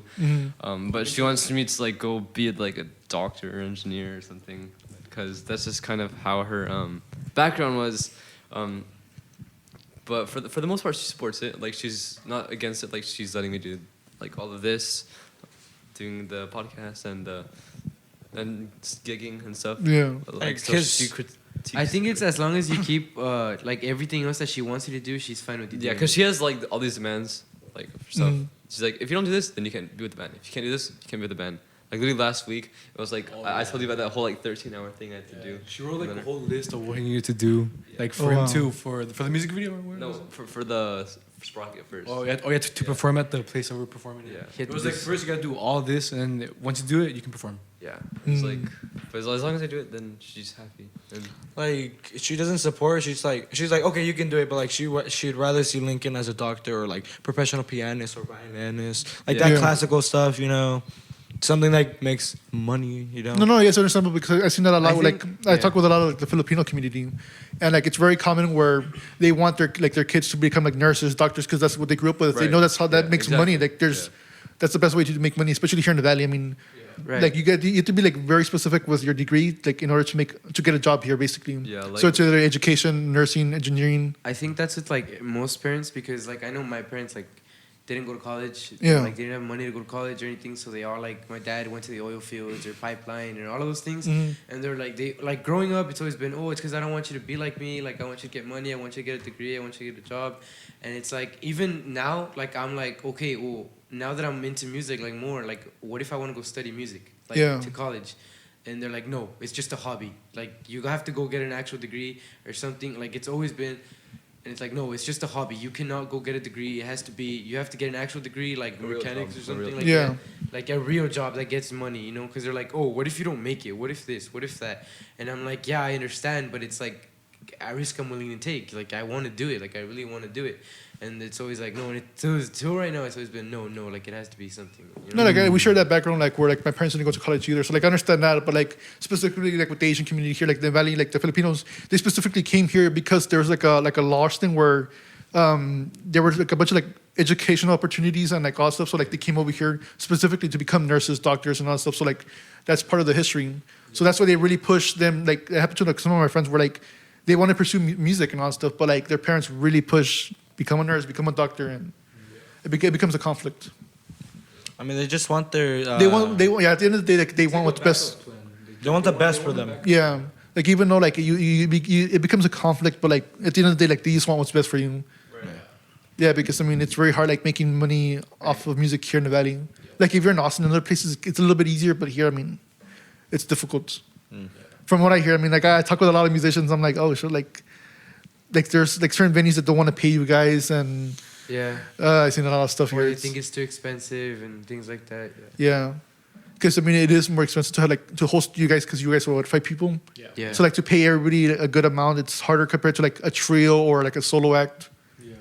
how do you guys like deal with that in terms of like your finances? Because I mean, it costs a lot just to get the gear, but like in order to like make that money back, how do you guys do that?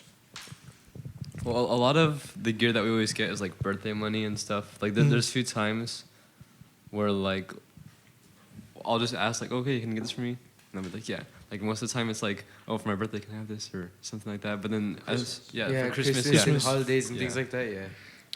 But as far as getting the money back, because obviously there was like this maybe 4 or 5 month period where me and Chris would gig at this place called Santa Fe. Yeah. On 10th Street, and we would get a lot of money from that. So we would get a lot of money, and then we'd kind of like share it with them. Like if there's anything he needs or anything us ourselves need or anything George needs. Yeah. Either that or like side hustles outside. You know, like I know because like I said, like cars and things. Like right now I'm taking, because also I'm still like pretty broke. Yeah. So I'm taking like these classes for car wrapping. Mm-hmm. And I'm working with that, so like on the side, like I'm still trying. How's to that like car wrapping? Like how's that experience? It's cool. It's difficult to rap, but like I'm trying to learn because, like I spoke to him and he's like, oh, like if once you start rapping, like I'll give you 60% of like whatever you make, and like every rap is like what, like 2,100 or more, and it's like, so I'll be making like 1,000 something, and like if I were to have that money intake for the band, that'd be like a really big, you know, like a really big opportunity. Big step forward. Yeah. Yeah. All my life, I mean, George already kind of explained it. Our parents have always been like supportive with my dream and Yeah. our dream. So even when it came to the band, they're like, okay, sure, why not? Yeah, they've always been like super supportive with it. I think even if it was just a face, they'd still support them. Yeah. That's like the type of people they are. Yeah, and for me, I just rely on gigs. Yeah. That's how he gets his money. Yeah. We know. And I get my stuff for me, just I cut out of lawns. gigs. I'm a lawn cutter. We yeah. cut lawns. I'm a lawn cutter. But like, Yeah. I heard logs. I'm like, what? You couldn't logs? Logs. Yeah, it does look like a lumberjack right now. Yeah. I just kill dogs. I'm just kidding. No, I'm a lawn cutter. yeah, for me, like I said, it's just gigs. And then my dad, he sometimes, for the past couple of summers, he has given me jobs, like, not jobs, but like just to help him out with his job. And Yeah. that's that way I got that. That's how I got my guitars and my first time. Or like keeping change. Like if they're like, "Traerme hielo," and they give you like $15, and you waste $5, keep the 10. Like No, yeah. No, yeah, and then That's I me relate right to like my uncle, like when we were like cookouts and all stuff, like he would like tell us, like he would tell me and my kids to go buy beer because I was already old enough. We go over there, come back, and like he would just give like 20s, like here. And then like the next morning he was like, hey, where's my $20? Hey, well, I don't know. I used them all. and he said, what I oh. would say. I bought myself a snare. No, but that's good, honestly, because like my other job is being a substitute teacher. So like I seen how like other kids are like your age. Some kids are awful. Like they're awful. Oh yeah, that's like a main reason why my parents support this specifically, because they always tell me like that they rather see me doing this than like going out or like doing drugs. No, and, yeah, like, because that happens doing a lot. that, Where yeah. like I went back. I substituted at my high school, like where I graduated from, and like I thought one of my friends was joking around that it became a casino, but like no, like there's literally kids who will smoke weed right in the class, and they'll like gamble and using dice and like play cards, and they'll just like throw ones. I'm like, what the fuck's going on here? The school system, bro. The school system. Like I understand like using your phone, like that's like considered bad behavior, but like phones are like whatever. Yeah. But like once I see them like doing that stuff, and like we had the security guard like breaking up the restrooms because the guys will literally go in there, they'll get their vape and all that stuff. So I'm like, the fact that you guys are doing this like good for yourselves at your age and like not getting those kind of influences. I mean, like your parents should really be proud of you because man, it's bad out there. Yeah, it really is. It's way worse. Yeah, like my mom always says, she's like, I'd rather see you guys do music than like go do all that other stuff that all those bad teenagers are doing. No, like, yeah, it's that's what she's always said. I think that's the most reason that she supports us, and also because, I mean, they're just like that, you know. I think with George too, like cause I know like he hangs out with us, like we're way older than him. Yeah. He's barely 8th grade going to 9th, and we're already gonna be seniors, like us 3, and then he's. They're leaving me. I think that I think that. For in his experience, like his classmates and everything, I feel like he's way more mature than like all of his classmates. Like, no, yeah, you guys are. Yeah, because he's still like, because like as for an 8th grader, they're still like, oh, Fortnite games. Fortnite. Can we just take a minute? Like even that's not bad. Even if they're just using TikTok or Fortnite, like, even that's not that bad. But like once it comes to like the drug news and gambling and a bunch of other stuff. That's what I was gonna get to. Like today, like there's 8th graders, 7th graders doing drugs, like or vaping. I know smoking. a lot. Yeah, It's like it's bad.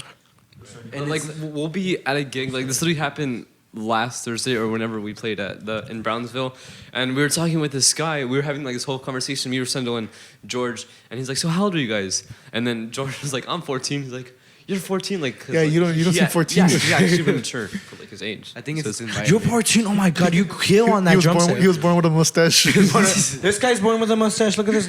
Oh no, you don't even want to get to that. He had like a mustache, like it's fucking.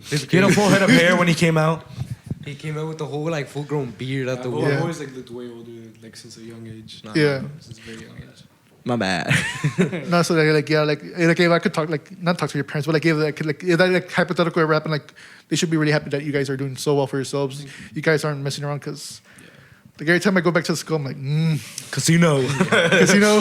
Let me join in that Get in there, gambling. get in there. Pull out all 20s, be like. Yeah, because let's play like board games. even when I was in high school, like it was never that bad. Like people like sure would mess around, talk back to the teacher, but it was never like a lot of drug use. Like there was, but it was never to like this amount. Yeah, no, there's so much going on. There's so And much like like and like drugs. even now like when like my first day, like I realized that they started like closing down. Like they were like anytime my room was empty, they would like lock it, and I was asking around like, hey, like what happened? And basically some students were caught like doing it. So it got to the point where like they would have to lock, like as soon as the teachers leave, they have to like lock the doors because they don't want like people to go into the room. And I'm like, damn, like because even when I was in school, like that would happen, but very rarely. Like people would like take off, they would skip school, by fine by me, whatever. But like to actually do it in the classrooms, I'm like, come on, guys. Yeah. So like I'm like, damn, like it really has gotten worse. Like because it's a stereotype where like older people saying like, oh no, like this generation, whatever. Like it's always a stereotype where like, oh, the next generation's worse than us. But no, like this, it's gonna bad. It's bad. Yeah, I think it's because of the like mostly because of the environment and like Yeah. the whole thing how it changes. It's changing how people think and. And then social media makes it much worse. Like I hate to sound like a boomer, but like it actually does like because think about it, like before social media, your influence was only based on in your surrounding environment, like whatever town you grew up with. Now that you have social media, you can see like how different lifestyles are with different people like, around the world. Yeah. So you're no longer like, influenced by your community, but now it's everywhere. Like the entire yeah. world, yeah, right. Yeah. They totally. Do you guys like ever get bullied because of that? Because you guys are different a little bit. Because you guys aren't joining the crowd. I'm pretty sure you guys kind of like.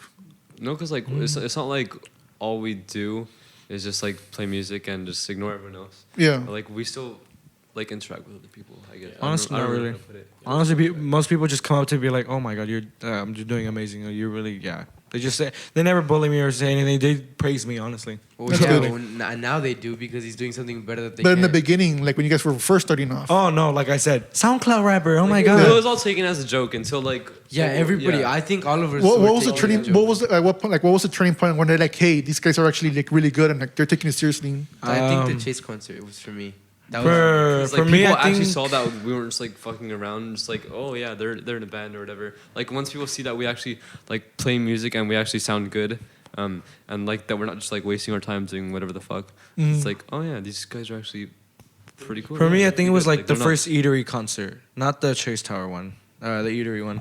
Because I don't know. Honestly, yeah, for me too. Because like the first Chase Tower, we were good, but we weren't like super like good as we were with the later concerts, yeah, like for the later 3 that we did or whatever at the eatery. Yeah. Because the eatery was like a super change. Yeah, I think like change for us. yeah, because like they liked us that much that we got $500 in tips. It's not only that, but at the Chase Tower concert, it was like all people that we knew, so they all praised us. But then we went to the eatery, and there was like random people coming up to us, being like, "Oh yeah, you guys are great. You guys sound fantastic. I love what you guys are doing." Right. So it's just when it's cool when people that you know praise you, but then whenever Random people, strangers, yeah. like, out of the circle that praises you. It's Right. exactly. Well, I think for the Chase Tower, didn't the owner of the first of that floor wasn't he like praising us too? yeah, he was like, That's- because he expected not much, but he was like, "Oh, they're just gonna come here and like." It's a fuck bunch of around." kids, yeah. And he's like, "Wait, actually, these guys are pretty good." And so, yeah. For the Chase Tower, they saw our potential basically, but then Yeah. for the rest of us, that's when we like reached the potential. Like, right? So like I'm the pretty people in your class saw that, or how? Like Yeah, some people Yeah. from our school actually went. So, Yeah, that's too. Because then, like, people like are saying that we're like traveling around the whole valley playing music. So like, I don't know. I think it's pretty cool, and then just take it more serious, basically. what do you guys wish was different about the valley? Like when it came to like whether it be support or like anything. Like what do you guys wish would happen here more in the valley, like to support you guys? I think just more musicians and more more variety, like more musicians and more variety of music, I guess. Yeah, less John Mayer. Yeah, that's John Mayer. That's John Mayer. You just smoke John Mayer. That's John Mayer. Just more like, because mostly here it's either rap, country, or cumbias. Yeah. Like, I want like other stuff. Like, let's bring out pop. Let's bring out rock. Let's bring out heavy metal. It's everything. I just want Yeah. every type of musician here and more studios, of course. We need that. More good studios.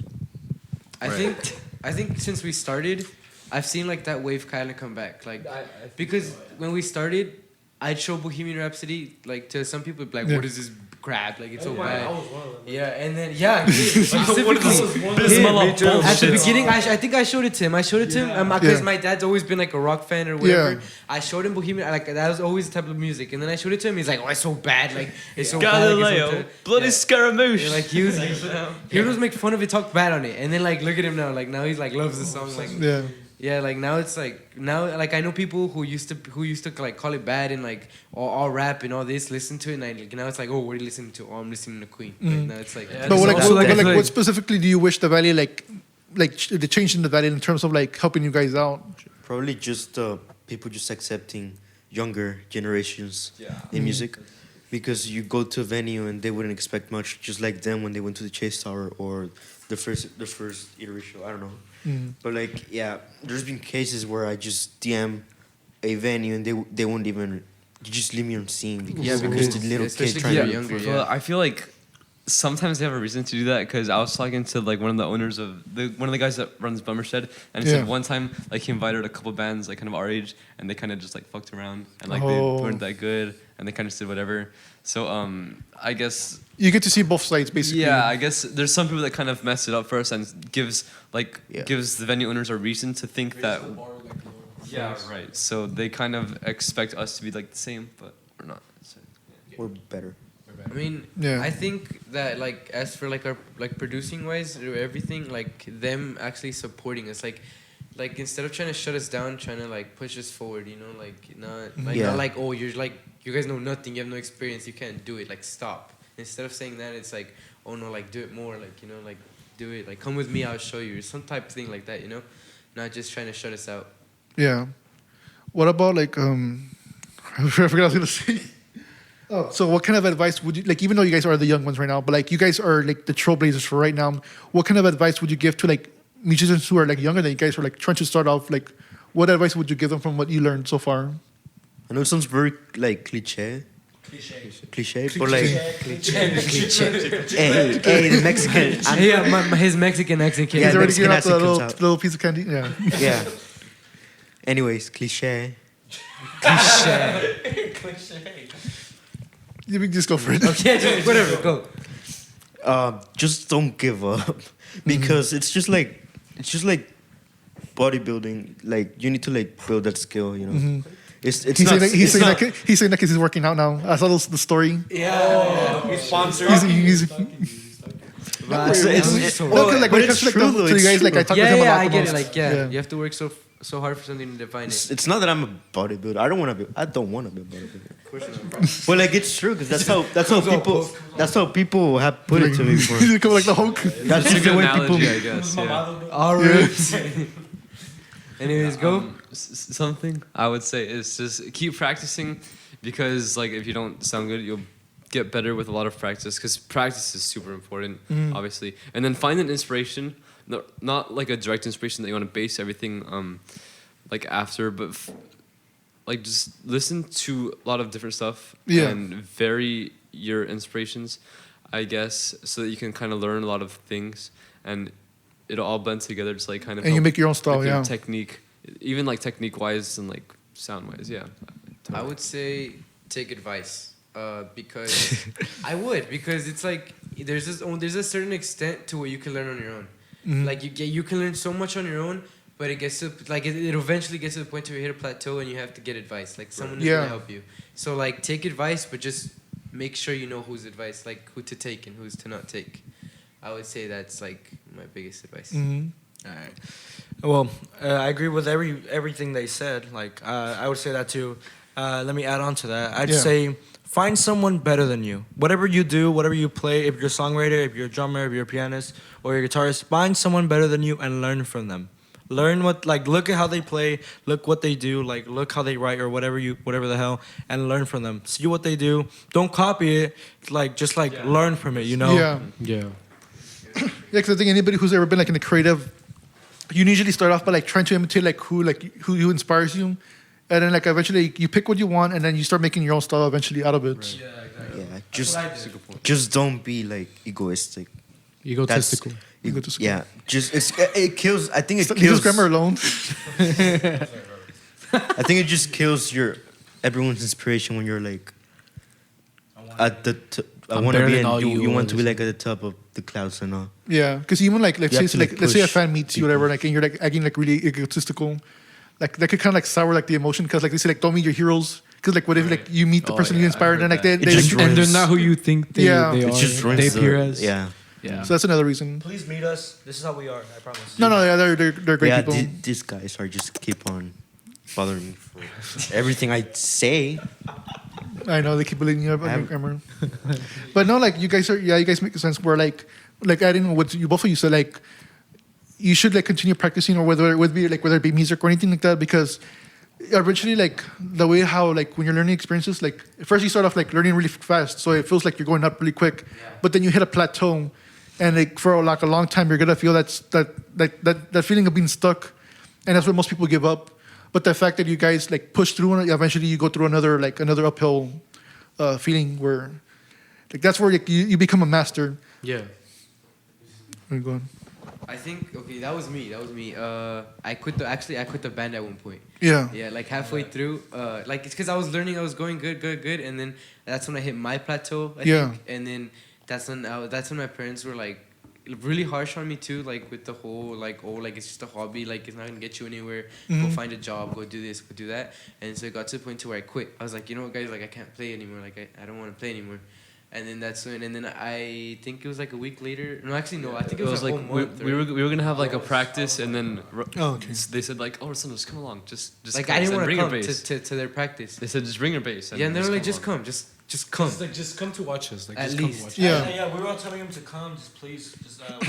And then I come watch, and that's when I was like, okay, like 'Cause I we- felt that Yeah. instinct, like I want Right. to pick it up, like I want to play it. Yeah.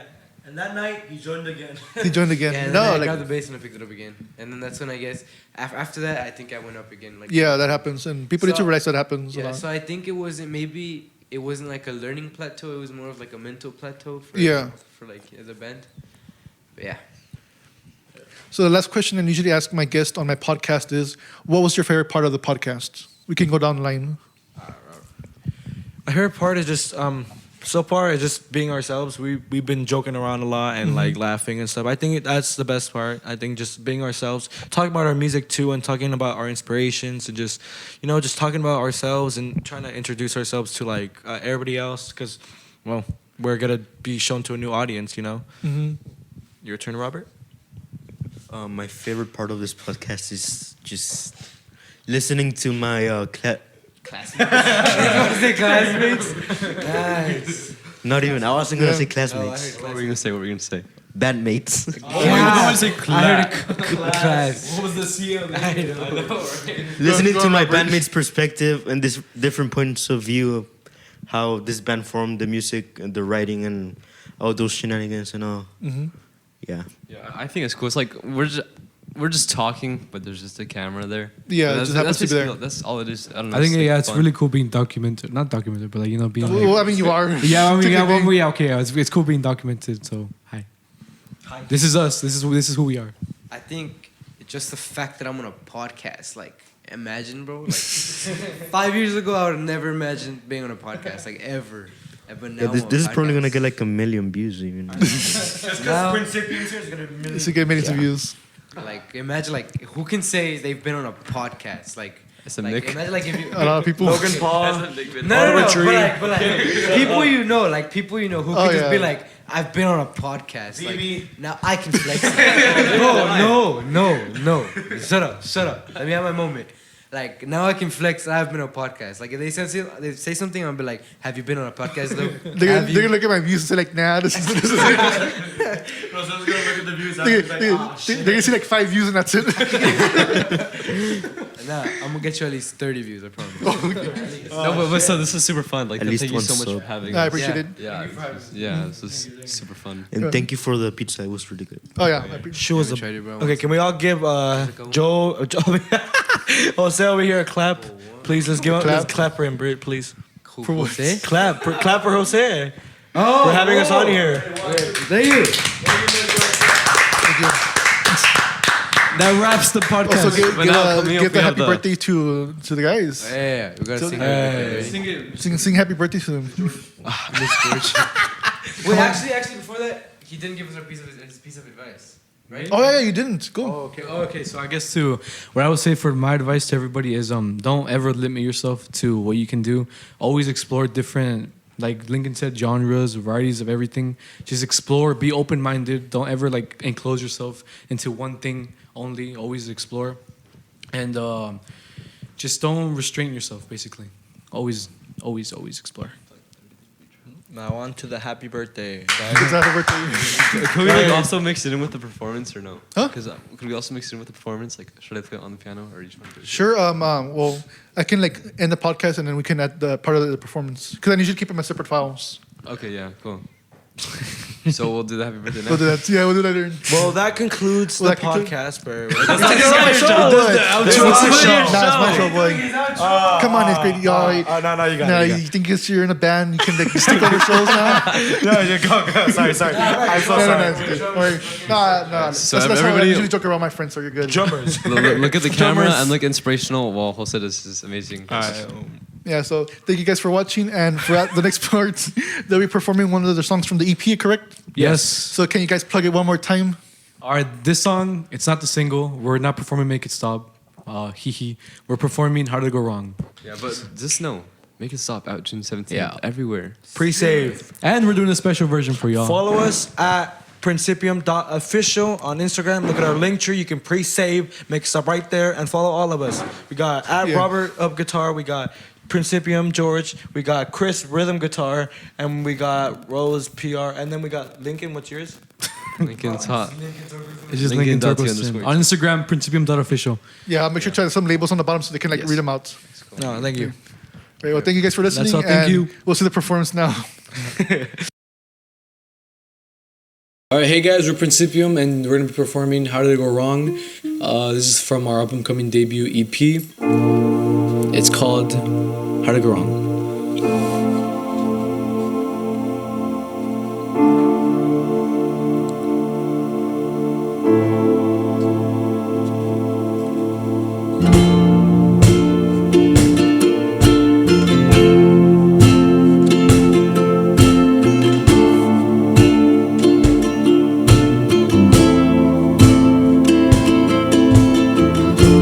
I'm staring at the stars.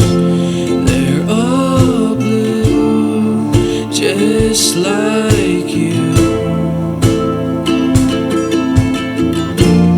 The moon begins to fall, and you wake up to find snow.